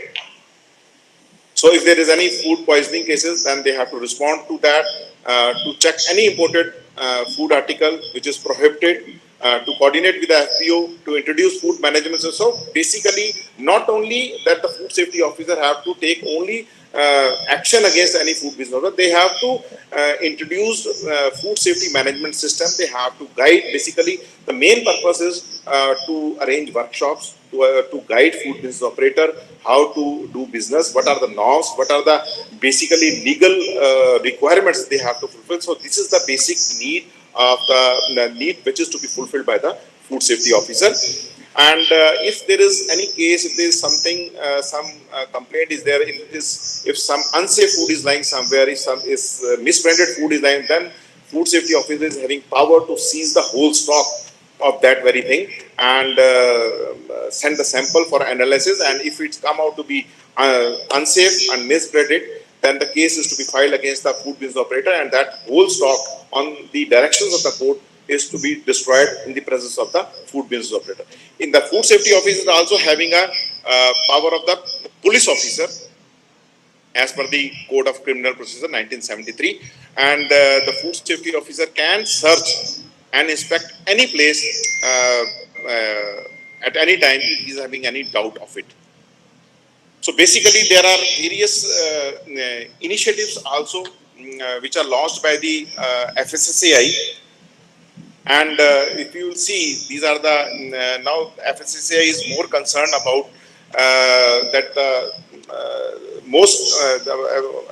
FSSAI is most stressing upon the eat right activities. So whatever food is being served in various institutions, various markets, and there should be the market should be guided. The market should be made eat right market. The campuses should be made eat right campuses. The school authorities should be guided that there should be no junk food. There should be a food coordinator is to be set up in the schools and colleges. Then eat right stations, hygienic rating, fast-track training, BOGs, RUCO. So these are the various initiatives which the FSSAI is initiated, and these very initiatives have also been implemented in UT of Chandigarh also. We have launched food fortification in UT of Chandigarh. Now the whole food which is being served in the midday meal and in the Anganwadi is totally fortified. We launched repurpose used cooking oil initiative in UT of Chandigarh. Now the purpose of repurpose used cooking oil is that basically what if you see the people, those who are halwai walas and these namkeen making industries, they are earlier they are not basically what they are doing, they are reusing the used oil again and again in their food article, and which leads to total polar compounds, and which is very dangerous for the human health. So FSSAI launched a program, a repurpose used cooking oil. Under this program, so we are now guiding the food industry to basically whatever, if they are doing any kind of frying, if they are using oil in any kind of frying, making namkeens or in making samosas or in making pakoras, so we are guiding them that not to use it after 1 or 2 frying. So we are directing them to, after using that oil for 2 frying, they have to store that you can say the discarded oil in a some container, and we made an agreement with the biodiesel manufacturers. So what the biodiesel manufacturer do, once that the oil is collected in that particular food business operator's unit, they directly call the biodiesel manufacturer, and biodiesel manufacturer get collected that very discarded oil and pay amount per kg, on the basis of per kg they pay the amount to the food business operator, and they converted that repurposed used cooking oil into a biodiesel, with the help of which our machineries being run, even the vehicles being run. So this is a very good initiative which FSSAI has started, and now in most of the states this implementation has already been started, and even the multinational companies are now connected with these biodiesel manufacturers. So awareness camp, we are arranging awareness camps with the help of our mobile food testing lab. This was in 2016. This was our innovation in Chandigarh. We converted one of our ambulance into a mobile food testing lab, and the team from the Government of India, they visited Chandigarh, and after seeing our mobile food testing lab, they got a sanction from the Ministry of Health to give each state and UT 1 or 2 mobile food lines for the purpose of awareness generation. So this is on the basis of that we also got an award from the Ministry of Health, and now this is doing a wonderful job in the city. We are guiding people. We are at the ground level. We are approaching to the various societies, various markets, and we are doing live testing of the adult rent before the general public. We are daily in Chandigarh. We are daily visiting one of the health center in the city, and we are providing full guidance to the public, making them aware about the basic adult rents in the food. Then, under the Eat Right School initiative, we are providing guidance to the school children. We are organizing workshops. We are utilizing our mobile food testing lab. we display live testing to these children so that they should know about the what food is to be taken, what raw materials is taken from the market for the purpose of preparing food at home. So in the similar way, Eat Right, under the Eat Right campus, we are now converting various colleges and institutions after conducting auditing, checking, licensing, and giving directions to rectify things and to give right food to the whosoever is visiting their colleges. So on the basis of that, we are now in a process of declaring various colleges and institutions as a Eat Right campuses. Recently, we declared our postgraduate college of girls, sector 11, Chandigarh Institute of Hotel Management, sector 42, and Chandigarh Ambedkar Institute of Hotel Management as the Eat Right campus. And now our college from where Dr. Geeta Mehra is there, the college is very soon going to be declared as a Eat Right campus in Chandigarh. We also declared our jail. The Chandigarh jail has been declared as the first Eat Right jail in the country. Basically, in the Chandigarh jail is preparing large number of meals for the Anganwadis, and we conducted trainings, we conducted audit, and third-party audits were carried out, and on the basis of that, FSSAI has declared the model jail Chandigarh as a Eat Right jail, first Eat Right jail of the country. Similarly, we are educating, providing awareness to the hospitals where the patient kitchens are there. We are providing free trainings to the hospital staffs. We are giving certification under the special program of the FSSAI, that is the Fast Track program. So these are the various initiatives which we are. This is one of the initiative Bhog, in which we are educating we are providing full support, and we are conducting awareness in the temples, in gurdwaras, where the food is being prepared for the devotees. So we are also, and we are certifying these institutions under the Bhog, one of the initiative of the FSSAI. So there are various initiatives even for the street food vendors. We are educating them, we are providing trainings to them, and even Dr. Geeta Mehra is also doing wonders in this field. And recently, I think it has been declared one of the United Nations program, the Eat Right program of the street food vendor, has been given recognition at the United Nations level. So this is a wonderful thing which we are doing, and there are many things to be done under the FSSAI regime and scope of food technologists in the food safety is very important. And there are many things, as our eminent speaker has already explained to you. There are a lot of scope in the food sector. And lastly, I would like to say only one thing, that experience matters a lot, and you have to develop your skill, and you have to develop your mindset also. So who have a determination and want to excel in the food industry, and who want to grow, only for those, I think there is a lot of scope in the food industry. Thank you very much.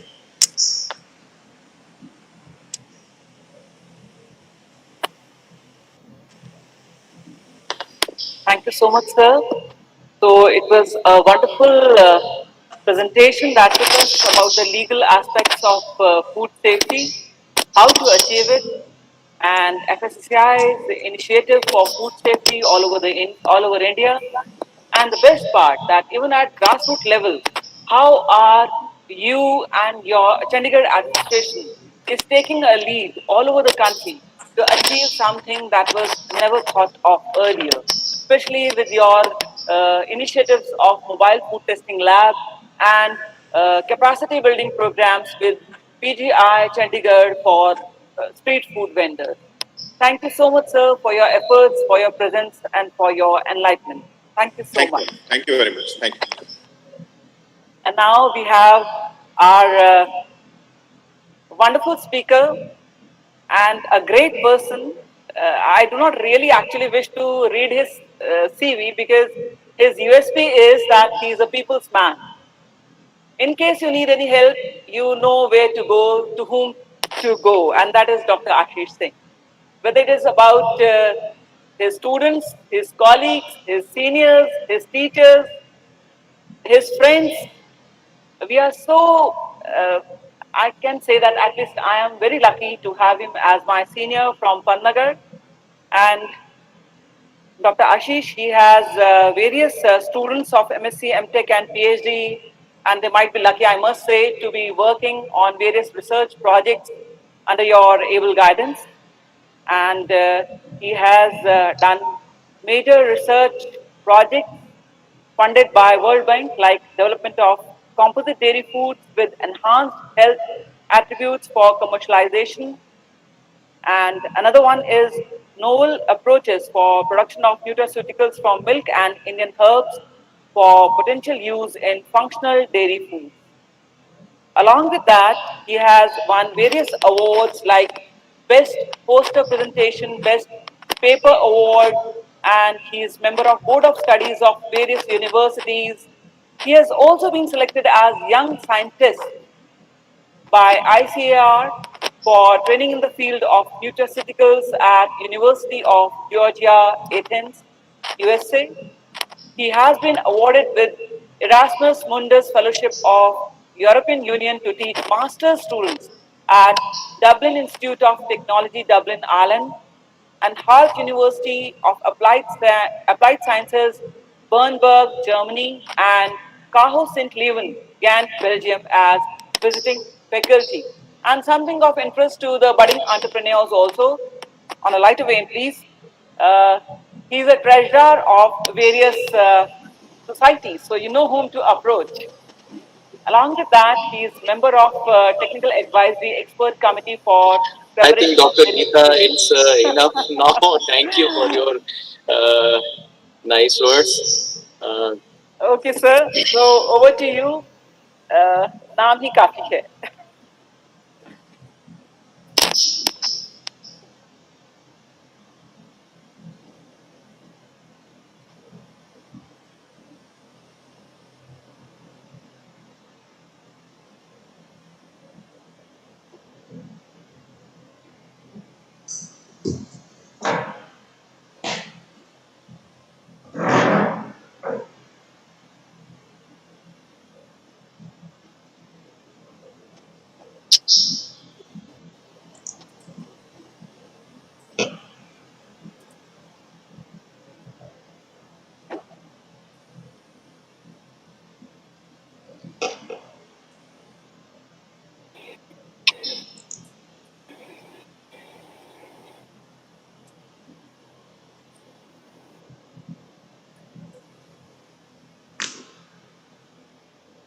is it coming, my presentation? Yes, sir. Okay, Is it in? okay. So, uh, distinguished organizers, my fellow speakers, and especially the participant students, the topic which has been assigned to me is related to the educational perspective of food technologist, and that too, like the main theme of this seminar or webinar is the feeding the Jillions, the scope and challenge for food technologies. So a lot has been already, you have heard the learned speakers since morning, and probably they have made my job much easier. They have given a lot of inputs regarding the topic, which is very important and pertinent in country like India, which is harboring one of the largest population on second largest population of the on the earth. And when we talk about the food security or like availability of sufficient food, probably we have to look back at the time of our independence. We have achieved from a food deficient nation to a food import nation, uh, and then food self-sufficiency, and also like food export in the early 90s, 1980s, and this has been brought about by conversion of our conventional farming system to technology-led agriculture, and it has been a kind of achievement which is attributed to our policymakers, scientists, farmers, and also educationists. So and all these achievements are basically based on the green, white, blue, and yellow revolution. And now we are talking about, in fact, the second green revolution, second white revolution. Blue revolution is already, this present government is giving a lot of emphasis because they are a very important component, could be a very important dietary component, and moreover, can be especially the marine fishes and seafood when we talk about our presence in the international market. So what we are now targeting is the rainbow revolution, and if you look at the figures, probably these all must feel proud. Our food production, which was meager, 51 million ton, now it has crossed to or reached to a level of around 292 million tons this year. Then similarly, in case of horticultural product and milk product, we have last year, we achieved to a level of around 194. So when you take any agro commodities, at least we figure among the top three or top five in the on the globe, and this is really a kind of remarkable achievement by our farmers, and that too with the facts that we are only having you know, 2.3% of the world's land and 4.2% of the global water. And by which, by using these resources, we are supporting close to around 17% of the human population, and not only 17% human population, but also 12% of the livestock population of the globe. And as far as some figures regarding our agricultural growth is concerned, uh, almost majority of our land is irrigated, and in fact there again we are at the top, 137% cropping intensity. But what major challenge we are facing, about which I will discuss in the subsequent slides also, that our with growing population, with growing diversification of agricultural land for non-agricultural kind of activities, it is expected, it is estimated that by 2050, the land, water, and biodiversity will shrink by 30 to 50%. And during that period, because agriculture is considered to be the lifeline of millions, or I should say billions of Indian people. So 52% of the population earn livelihood from the various kind of activities related to agriculture. It has a significant contribution in the GDP. However, it has come down from impressive 60% to around 16, 17, 20% at present. But at the same time, so all is attributed to number of factors, like our land, the various kind of agroclimatic zones, the 46 type of out of 60 type of soil, long sunshine hour, and more importantly, we have a very strong network of the institutes, which are educational institutes, which are dedicated only for agriculture related. So at present, around there are around 80 or more than 80 agriculture universities throughout the length and breadth of the country, which are basically working on promotion or the various kind of activities related to the agriculture. And in that regard, because this food security bill, it was passed by the parliament in 2012, and accordingly it's now the responsibility of the government to provide the food. And not only the food availability is not only the one concern, but also like the nutritional therapeutic virtues, social issues, food safety issues, affordability, allocation, and then stability. All these issues are the various dimensions of the food security. So, we have to take in a very broad perspective. And when we talk about the food secure, of course, we are the food secure nation. But what about the nutritional security? So every day, or means after some days, you will find that when we read articles in the newspaper or come across any news, probably this is the one worrisome feature or component. So related to malnutrition, and malnutrition in its all forms, whether it is undernutrition or inadequate vitamin or minerals, like overweight, overnutrition, obesity. So all these kind of will lead to emergence of various type of diet related non-communicable disease. And uh, when we say about malnutrition, probably this year we are celebrating around 75 years of independence, that is called Amrit Mahotsav. And during this period, probably we have to also look back and see that 69% of the child mortality, if you compare at the global level, 45% at the global level, but in our country, 69% of the child mortality is due to the malnutrition. Okay.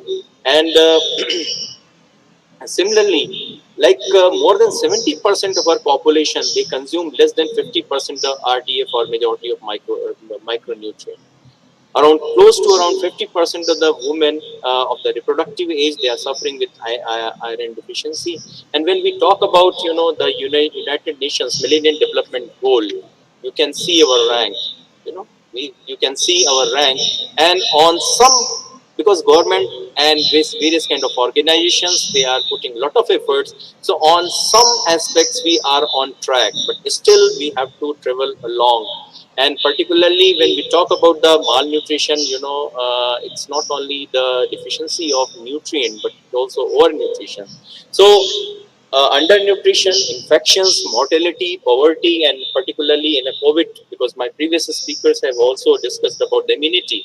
And when we talk about the mortality or infection-free life, particularly our immunity has played a very important role. Okay, so considering all these components, we have to we have to understand the initial 1,000 days, window in the life cycle of any individual, particularly including the 9 months in the fetus, because it is said and it is proved also that if any kind of deficiency, whether it is macro or micronutrient in the initial 1,000 days of in any person's life will be there, is he has faced, it cannot be corrected at the later stage of life. If it is and that person will be predisposed for X chromosome related deficiency syndromes. And again, so the question comes, will hunger and malnutrition continue? Okay, so again, this is a very challenging kind of task. And if you look at the global population by 2050, it will increase from the current population, not 2014, but currently it is 7.8 billion, and it will reach to a figure of around 9.60 billion. So we have to increase our full food production by 70%. And our food production has doubled in the last 25 years. So despite all our efforts, hunger and malnutrition will persist, and it will affect significant proportion of the global population. On the other side, next comes, before processing, I would like to discuss something about the challenges which we are facing from the supply side. So Indian food sector are facing a lot of challenge in terms of our productivity, because our productivity is far below than the world average or the best productivity. And that too, one of the major reason is that our land is land holding, like our farmers, that is highly fragmented.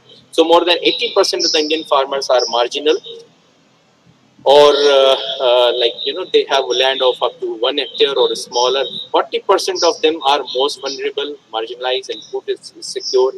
So, and moreover, our 60 to 65% of our agriculture depends on the rain, monsoon. If there is rain, definitely the crop will grow. If the rain is not there, drought is there, definitely crop will not grow, or there will be insufficient food production.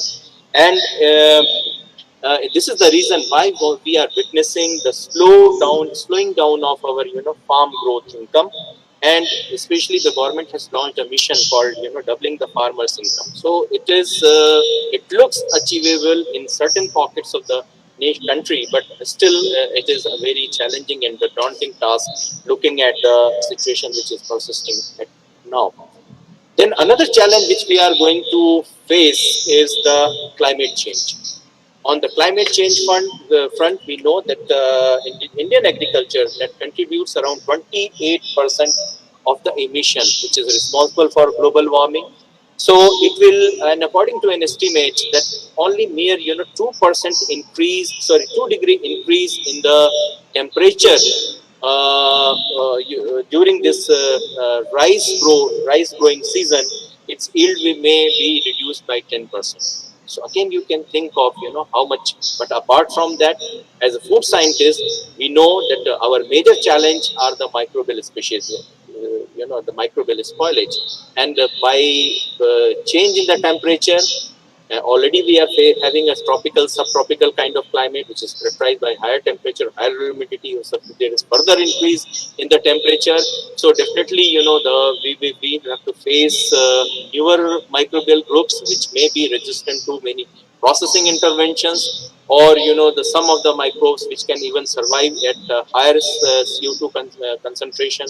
The gaseous composition will change, and accordingly, we have to redefine our agricultural practices, like good agricultural practices, good manufacturing practices. We have to strengthen or make our food supply chain more efficient, and at the same time we have to meet the consumer aspiration of getting the wholesome food.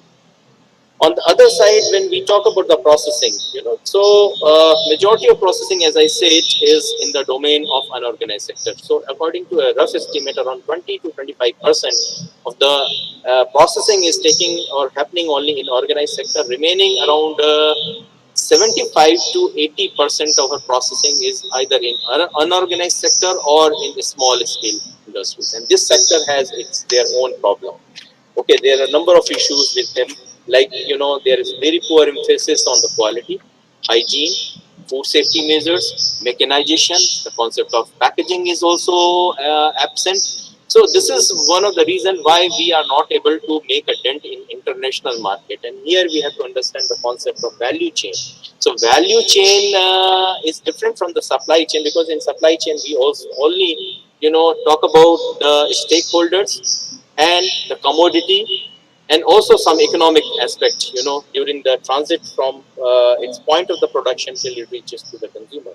But when we talk about the value chain, it's a holistic term, like in terms of its efficiency, effectiveness, quality parameter, its performance, networking and relationship, the various kind of factors or its stakeholder, the financial services, payments or economics, institutional support, and also how we are communicating. All these actors in a value chain interact or communicate with each other. So I'm giving you just an example of a milk value chain. And this sector, probably why I'm giving an example, first of all, it's my subject. And second thing is that probably most of you every day don't miss milk at your home. So, when we talk as a processor, we are concerned about the quality of milk, because there are chances of malpractices, weight and measures, and because it involves trader, private contractor, so a number of intermediaries are there.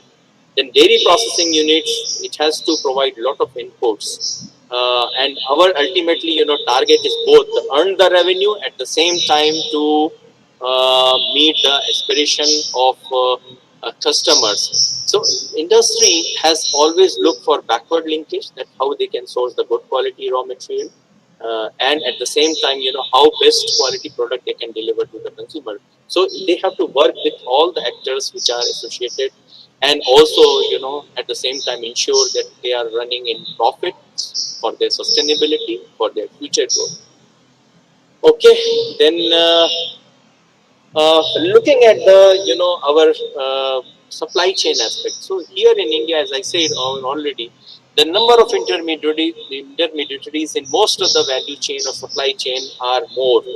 They are large number. Okay, and this has certain disadvantage, in the sense if producer is directly marketing their product to consumer, especially if I am talking about the raw material, or even if they can process at their own level and directly provide it to consumer, probably the producer and consumer both will be in win-win kind of situation. The consumer will get the good quality product because the transit time is less, especially in case of perishable, and at the same time producer will also get the remunerative price. And whenever we talk about the quality, probably it has to be like it quality every time.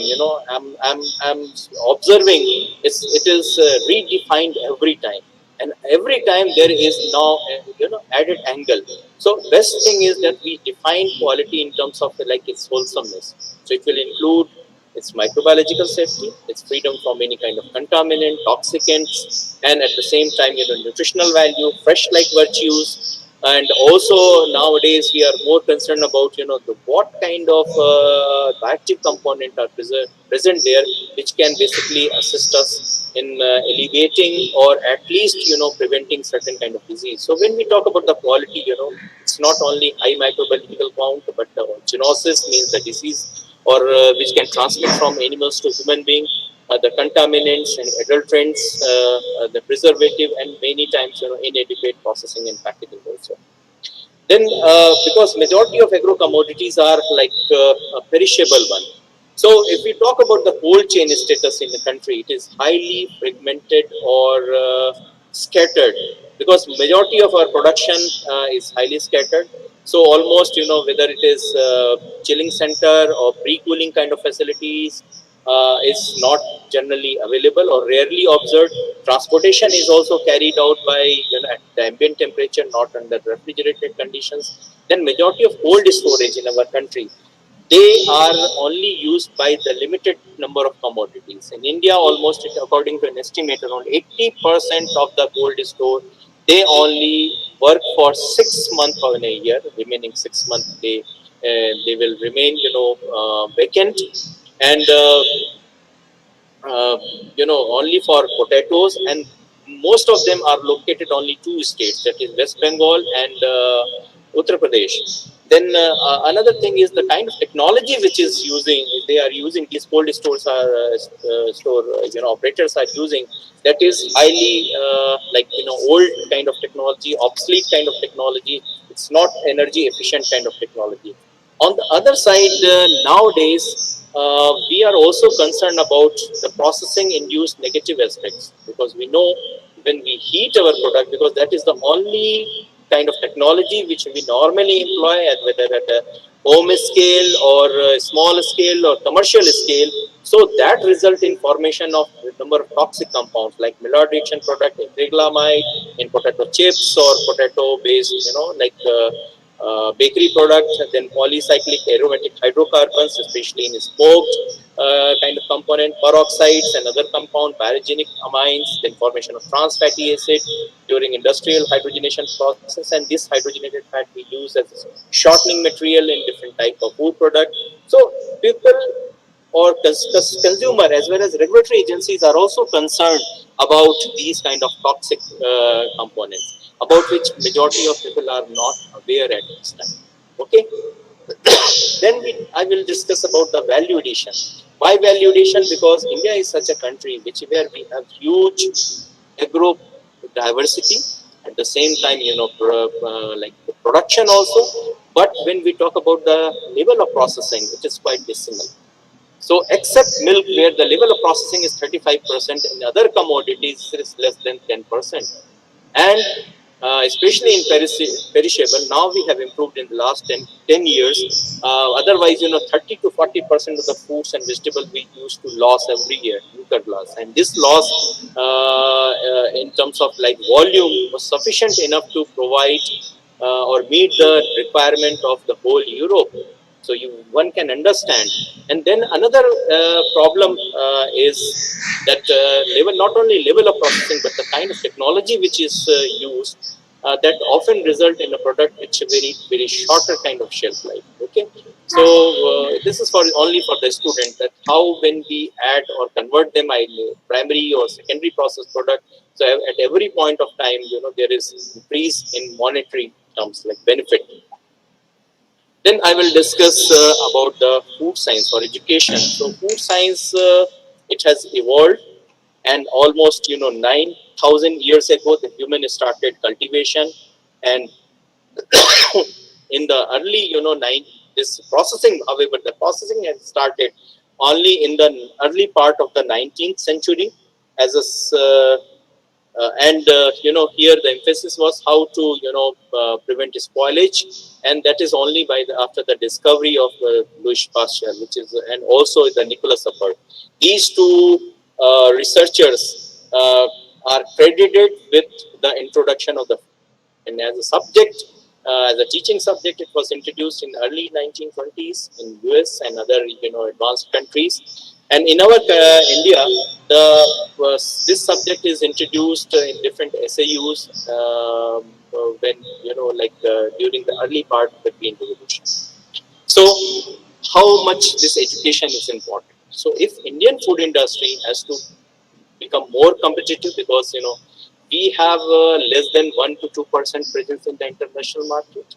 Okay, but and so for that, if we have to be more competitive. Definitely, we have to adopt cost-effective, state-of-the-art technologies, so that we can produce safe and quality product which meet the or even better than the international standard. And this is not only depends on the kind of raw material, the kind of technology which we are using, but the kind of human resource which we employ. Okay, so this human resource development is the hallmark for any means in our efforts to meet the nutritional and the food security requirement of the rapidly growing population. At the same time, we have to continue, or we have to strengthen our need-based research, and also capacity building of the, like capacity building means skill development of the stakeholders which are associated with the food industry.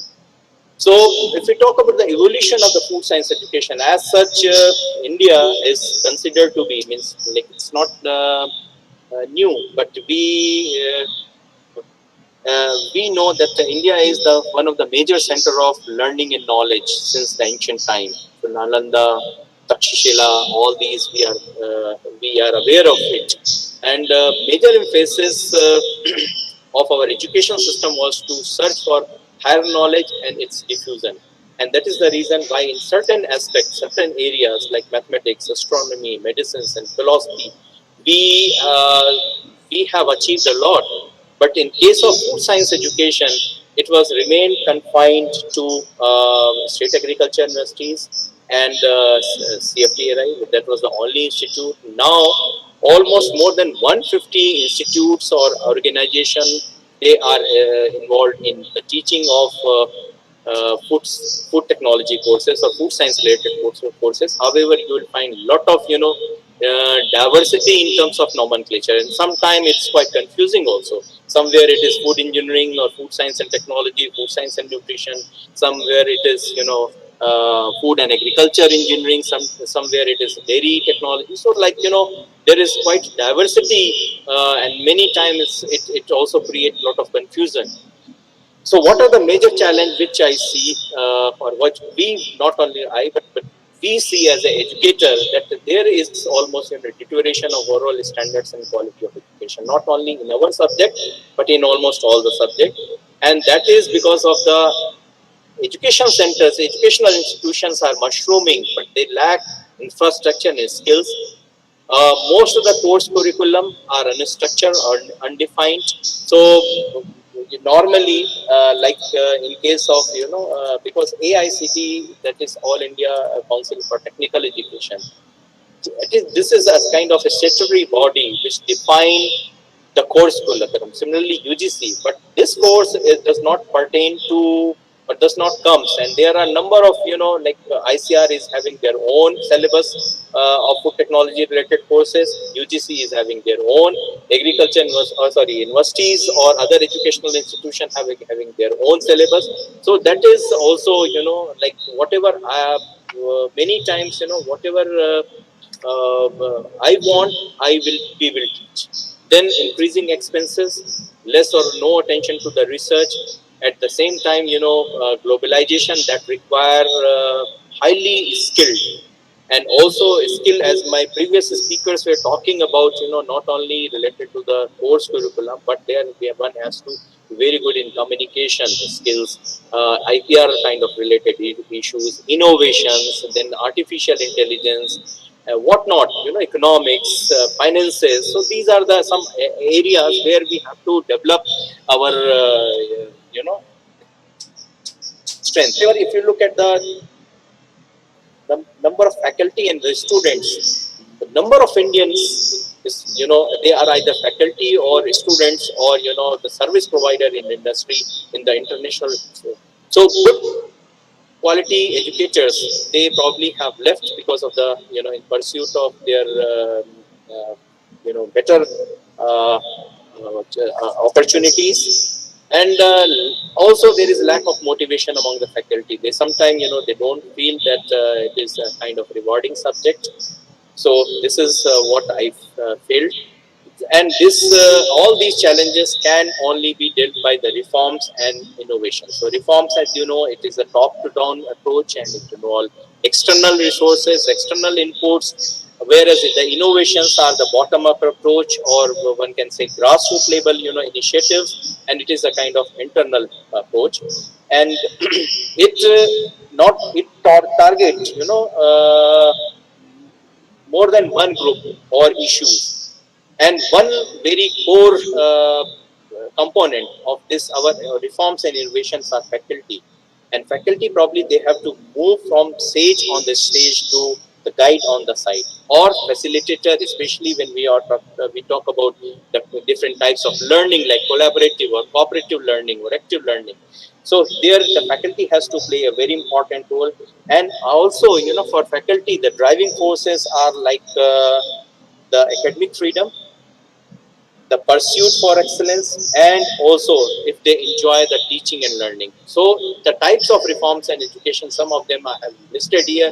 Many educational institutions are giving a very serious thought about these components like critical thinking, examination reforms, because it's not merely the grades of the student. And I personally believe it's not the grade which ultimately matters at the end of the day. It matters, but it is not the only criteria for judging a student. A student can be very innovative, but he may not have very good writing skills. He may not have very good oration kind of skills. Then faculty peer review, the international education, and this is the time when we have to very closely watch what kind of education is going on in the different, particularly in the advanced nation, advanced countries. And we have, whenever we get a chance to collaborate, probably it is a high time when one should collaborate. Reforms which is going on in other, scientific areas, maybe biotechnology, maybe microbiology, biochemistry, engineering, computer science, information technology.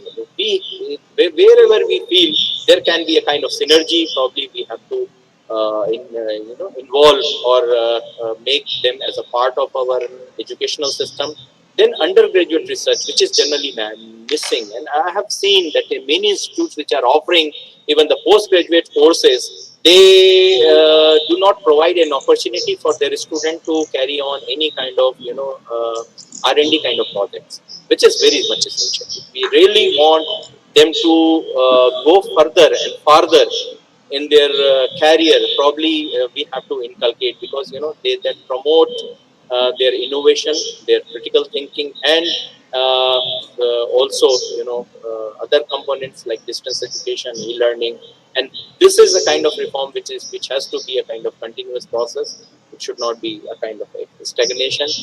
Then because course curriculum is very important, so designing and development, so it's like it's a kind of constant, it need to be constantly changed, and particularly in the light of what is required, that is required by our stakeholder, be industry or government organization, or other academic institution, what kind of skill they want in their employee. So accordingly we have to like whenever we design, we have to consult with these all stakeholders. And because practically over the years I have seen in many educational institutions the curricula is same. What we used to, as a student, we used to taught by our teachers. I think the similar kind of things are still, no new courses are added, no changes in terms of like the course content also. So that is very important, and it should be a kind of ongoing process. Normally, it is believed that 4 to 5 years is every after 4 to 5 years we have to undertake this modification on the course curriculum, more practical oriented, create more opportunities for hands-on kind of learning, cost effective, tailor-made means on quality oriented, multidisciplinary, which is very important, because if the student is only of food technology and he knows only about food, he don't have deeper understanding of microbiology, polymer science, or nowadays in biotechnology, or subjects like chemistry or engineering, mathematics probably, and economics also. So probably they will miss the bus. So that's why the role of the educationist is very important, and because we have to match with the fast and rapid technological and scientific changes which are happening across the globe. So some beneficial and knowledge and skills for employees in the food industry. Okay, so at different times, like in workplace safety regulated, food safety regulation by the safety management aspects, and most of the students who are undergraduate and postgraduate student, I always suggest them you do some kind of course from the organizations like Quality Council of India or BIS, which are offering various quality management kind of systems, programs, good manufacturing practices, and at the same time, our student, they must have understanding about the kind of raw material. Okay, so like, because our job starts right from the harvesting of the commodity. Okay, so the what kind of raw material, what is the knowledge of the flow of material in the production line, knowledge of unit operations, and many of these unit operations, they belongs to the chemical engineering subjects, higher level of understanding about different process, then mathematical skills, as I said, because a lot of things can be done by simulation modeling, simply by sitting over the computer, by programming, then understanding the volume, proportion, percentage, measurement, and so forth. So like, these are some additional areas about which my previous speakers have also deliberated. So I will not go into the detail, and because nowadays even the marketing and the finances, that is also very important, because we are the sixth largest food and grocery market, where retail contributes 70% of the sales. So many times when companies or employ student, they always look for their marketing skills, whether if we deploy. And normally what I have seen, that most of the companies, even if they employ people from the allied disciplines like chemical engineer, mechanical engineer, or maybe microbiologist, they try to train them from farm to fork approach. Means right from the point of production till it reaches to the consumer, whatever issues or operations or skills is required, that has to be learned by their employees. And this is what exactly Amul and many multinationals, because here we also on regular basis we organize training programs on basic milk processing aspects for the engineers which are employed by the companies like Tetra Pak or Nestle, or the other multinational companies. Then another kind of model which I will suggest in today's scenario is the, like, whosoever, like our student also and our faculty, they should give emphasis in when we talk about the food science and technology on three major components. That is, study the process, means what kind of process, unit operations, transport phenomena, food process, biotechnology, process control. Then study of the company, like industrial economy, company management, quality management, marketing, as I said. Then study of the project, that is food legislation, nutrition, sensory quality, food chemistry, biochemistry, food hygiene. So all these kind of allied subjects or discipline should be integral part of our course curriculum and our practical sessions. And that's why a very close synergy between the industry and academia is important. Then only we will be able to deliver product, both in terms of like human resource as a product from educational institution, and by employing these human resource as the product by the companies. So one example which I will cite, now everybody we talk about since the last 20 days about the functional food and nutraceuticals, but how many functional foods are available in our market?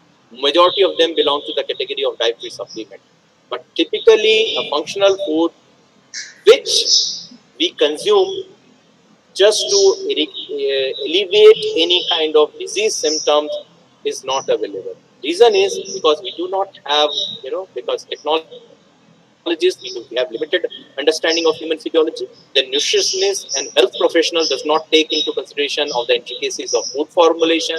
Then many times, so we never communicate, where the communication among these stakeholders is very important.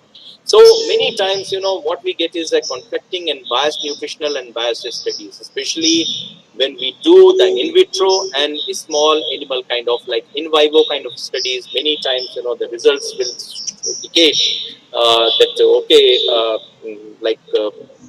this particular product or probiotic drink is will elevate or reduce the cholesterol level or something like that. But when it comes to the human clinical trial, sometimes the results are not proper. So communication gap among technologists, health professionals, nutritionists, pharmacologists, and also marketeer, because what market is requiring. Many times we do innovation or product development or technology development just out of our passion, not what market is requiring. And many times, we have to always consider the regulatory hurdles, whether whether it is this kind of product is approved by the regulatory agencies or simply it is a kind of prototype uh, or other things. Okay, so I will not go into the detail of career opportunities because already most of you, especially the students, you are into this course, so but again I will say there is huge opportunity. The only thing is here you have to decide that you have to note down and rank that this is my first option, second option, and third option, not beyond that. So whatever you want to become in future, whether as a quality control personnel or as a scientist or researcher or as a as a like technologist in the food processing unit, or whether you want to start your own enterprise. So this is also a very kind of lucrative, very lucrative opportunity, especially for young people. And when there is our startup ecosystem is well in place, by the efforts. So as I said, the challenges about the educational system. Now I will discuss about what is the reality of our Indian food processing sector. As I said, 80% of the is in the domain of unorganized sector. And so in our curriculum, what we teach, we always teach about the bigger or commercial kind of production, like bookish knowledge. But when a student reaches to the industry, they see that many of these concepts are not existing. Moreover, the kind of production level which they are handling is quite meager, and there the kind of unit operations which are employed, that is altogether different. So it is, we have to incorporate the like a small scale or medium scale processing sector, like unorganized sector, what are their lacunae, what are their shortcomings, and how we can address those shortcomings so that we can transform not 100% but at least substantial percentage of unorganized sector to an organized sector. And that we can do by adopting the appropriate technological packages, uniformity in raw material, optimize then process line for indigenous, particularly because majority of these companies are involved in production of traditional or ethnic kind of food products. Then energy efficient, because nowadays industry, the whole economics also depends on the how effective your production system or processing system is, where the energy play a very important role, and also the services. Then effective packaging line. Then always companies look for what is the best product mix, which through which they can ensure the better return. And then stringent quality assurance, hygiene and food safety provision, and designing of effective marketing and promotional schemes. Then another area which is now probably in the future syllabus of food, and especially in the practical aspect, should be included about the smart processing technologies, because we know that consumers are looking for wholesomeness food, and so far we have only option that is thermal processing, and we know that thermal processing is sometimes deteriorate the overall quality. So whether a country like India, whether this UST processing, because the principle of UST is based on high temperature but shorter time, exposure, which results in rapid or faster microbial deterioration as compared to the chemical modification. So I feel that is UST technology, which is limited to only a limited range of commodities like either milk or fruit juices, it is a high time when we have to spread it, and also design our UST system both in terms of like system, aseptic processing system, as well as aseptic packaging system, so that we can make it cost effective. So the institutions which are offering the engineering related kind of courses, probably they have to work or on this particular aspect, and then other technologies like which will take their own time. They are emerging technologies like microwave, ohmic, infrared, non-thermal, include membrane processing, high hydrostatic pressure, ultrasound, pulse electric field. So these technologies still they have to travel a long journey before making any kind of inroads. Then another area which is generally give very less emphasis is the packaging. So packaging is, from the consumer point of view, is not only a mean of containment, protection, convenience, but it also a very important mean of communication.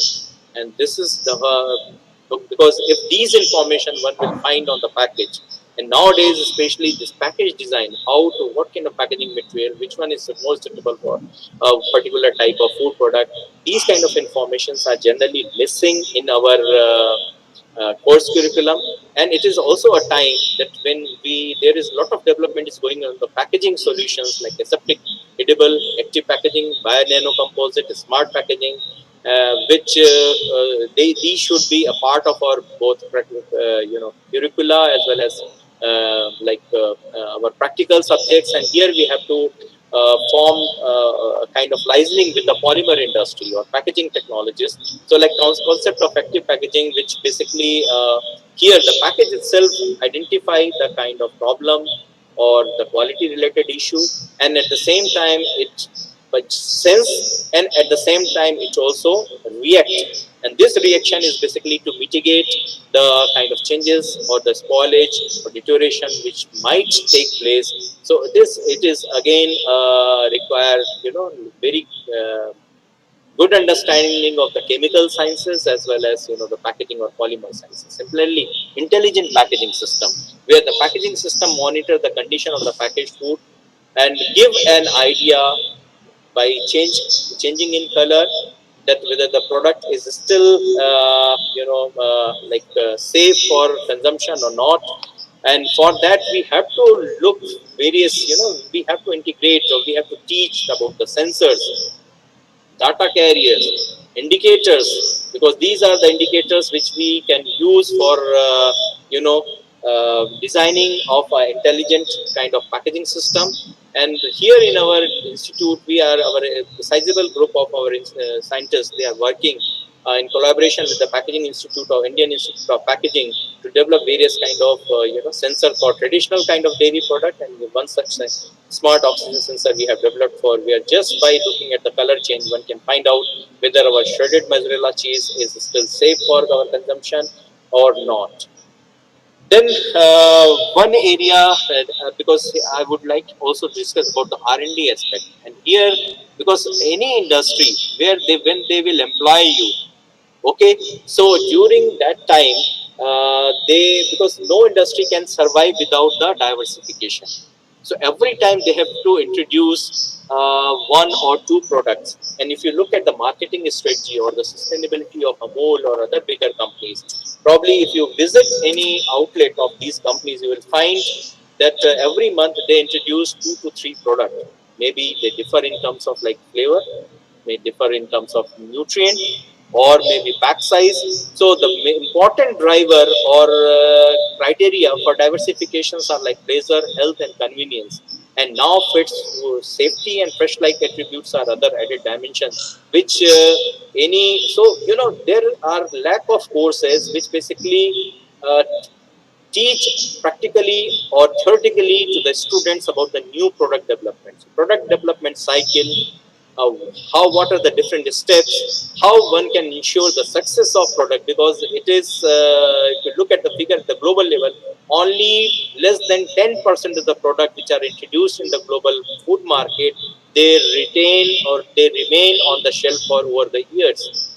So the prospective category of foods in our Indian context are the fortified food products, ethnic food products, gourmet foods, functional beverages, composite and fusion foods, a specialized product for geriatric, weaning and disease kind of animals, because we have a large number of people who are suffering with obesity or cardiovascular disease or cancer or osteoporosis.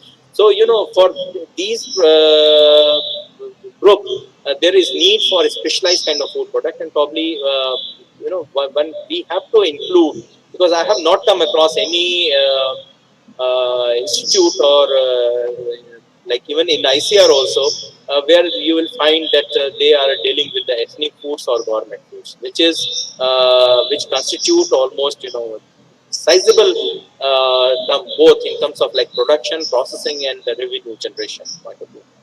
So some of the researchable issues are like when we design new product or availability of varieties which are suitable for processing, then formulation changes. And here the chemistry, technology, rheology, engineering, all they play important role, that how various ingredients they interact with each other, and what will be the impact of their interaction on the quality characteristics, both in like their rheological properties, structural properties, sensory properties. Then many times when we develop new product, so whether, and sometimes we claim also that our product is rich in this particular micro or macronutrient, so whether it is efficacious or not, whether it is safe or not, then bioavailability of desired nutrient and back to component for from composite kind of food product, particularly like where we fuse or unrelated or fusion kind of product or hyzen kind of so hybrid kind of products. Then economics, because ultimately if we have to whether any product we are designing only for niche market or it is a kind of general market, that we have to decide. So like in our institute, we worked on fusion or composite dairy foods, and through our work we have also persuaded FSSAI, and now they have a separate category of composite dairy food product, which basically indicate that one can add non-dairy solids also, like fruits and vegetables, millets, stored cereals, then other kind of cereals or food grains, oil seeds, in combination with food to develop novel food product for nutrition, for even for pleasure, for flavor development or textural development. And one such kind of category of product is which we are on, our group are is working, is herbal dairy product. Okay, because that two-thirds of the world's 7.2 billion people, they rely on healing power of plant-based material, and we have a very strong tradition of Ayurveda. Although Ayurveda system is still require its validation, but we have a great diversity of herbal crops. So why not to integrate some of the herbs? And if you go through the literature like Charak Samhita or Shushan Samhita, you will find that what different type of herbs are mentioned, which can be added with the milk or milk solids to increase the efficiency of our or because these groups contain bioactive components which are generally secondary metabolites, and this is a high time where probably food industry can partially be a kind of not only when we say about the nutraceutical, definitely we are also encompassing the pharmaceutical industry. So we are in between food and pharma. There is one category, and there are chances. And now in our institute we have started even using the food or especially the dairy component for cosmetics. Okay, and sorry, I'm not able to pronounce it properly. Cosmeceuticals, where we are incorporating, the probiotic cultures which are having antifungal kind of properties with the skin care ointment, so that the problem effect acne or fungal infections can be minimized. So it is again a kind of in very early stage, but this is one area where we have started working. Similarly, what we have done, we have played with the bioactive component like curcumin, which is active component of turmeric, added with ghee to make it more healthier. Similarly, flavor like saffron flavored ghee. Then another area where probably industry has to, or like our education system and industry both have to look for, when we talk about the food security, because according to an estimate, every year India more than 1 lakh crore we are wasting our agro byproducts. We are not able to recycle them. So various type of like whey, ghee residue, buttermilk, offals, trimmings, bone, pomace, seed, meal, peel, bran, germ, and all these fractions or byproducts, they are nutrient rich. But if we simply dispose them, we are also creating problem, pollution problem.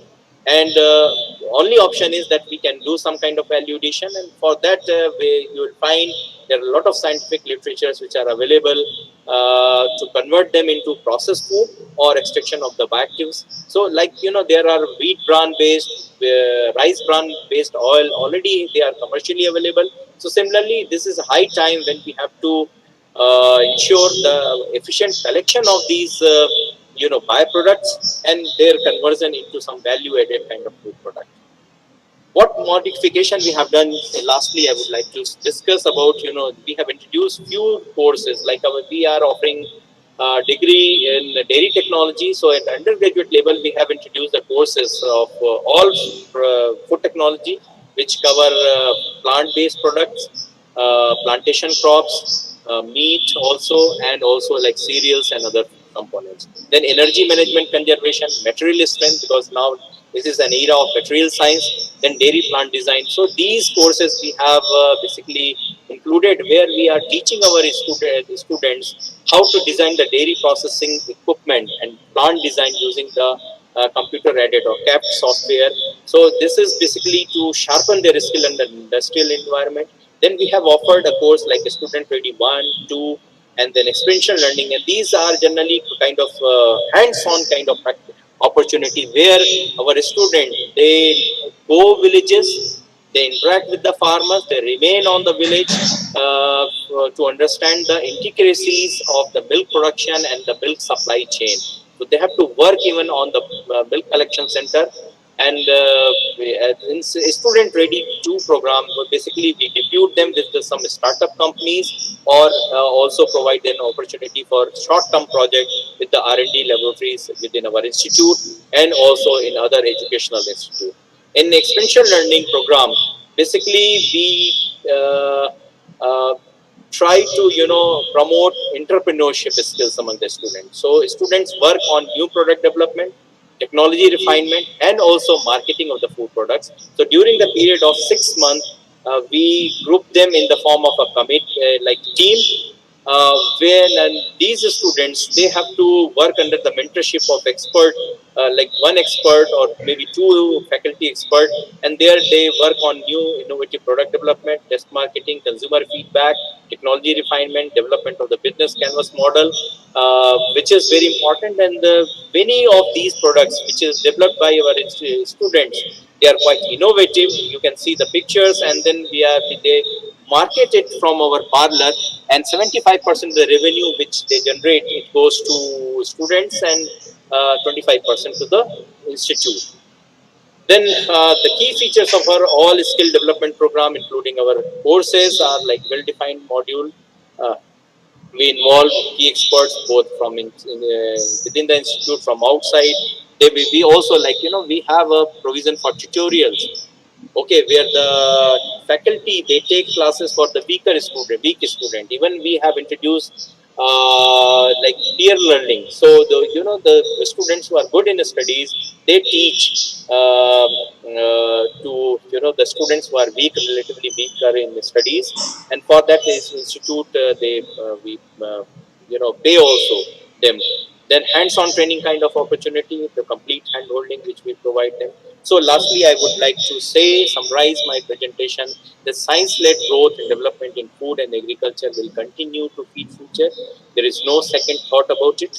But a mission mode action is required to address the various issues related to productivity, processing, validation, the malnutrition, safety, and also our presence in the international market. So if we are able to, because we are surrounded by all those countries which are generally deficient in agro commodities, whether it is Africa, whether it is Middle East or Asian countries. So let's us work together towards the common national goal to provide food and nutrition security for every citizen of the country. And this new vision which government has put forth is, let us enhance productivity by 40% by the 2050, reduce the hunger and rural poverty by 30%, and reduce the ammunition by 30%. So thank you for giving me this opportunity to interact with you all. And, There is a saying in Hindi, Kagar mein sagar. So, about this presentation, these are the appropriate words. We thank you extremely, sir, for actually, this is the culmination and the crux and the summary of entire seminar, feeding the Zillions, scope and challenges for food technologists. So this is a wonderful way to culminate this seminar, national seminar, and touching everything from the scope that is there, the opportunities that are there, and then following the challenges that are there, like in content delivery, in training or skill imparting to the students, or the research lacuna, communication gap, industrial requirements, and the technological progress, and how can we use to actually achieve what we wish to, feeding the Zillions, and again showing the way how they are doing, okay, actually working on it.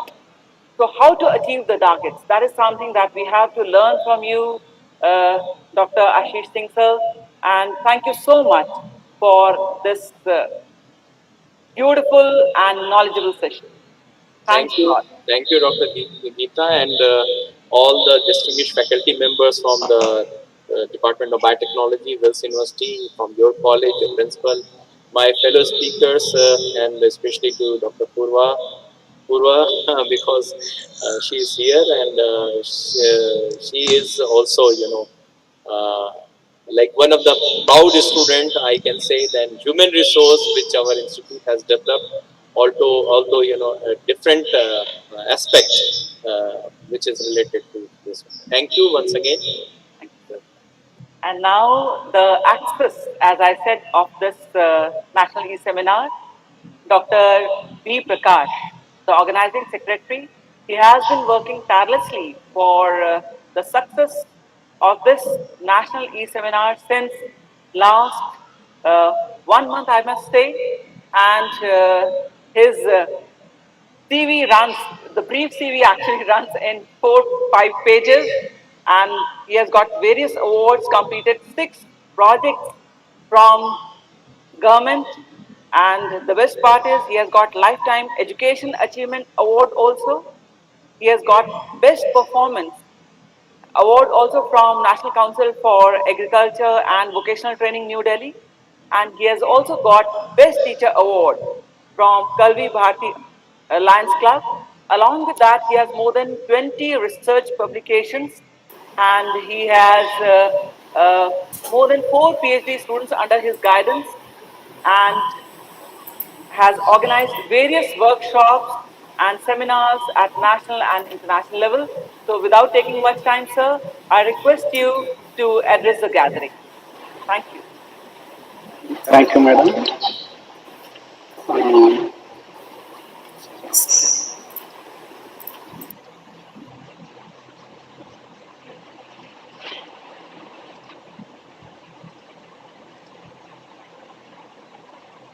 yeah, so one good evening, student all gathered over here. Really, I think it's a great honor and privilege to propose the vote of thanks to all who have helped us to making this event in a great success.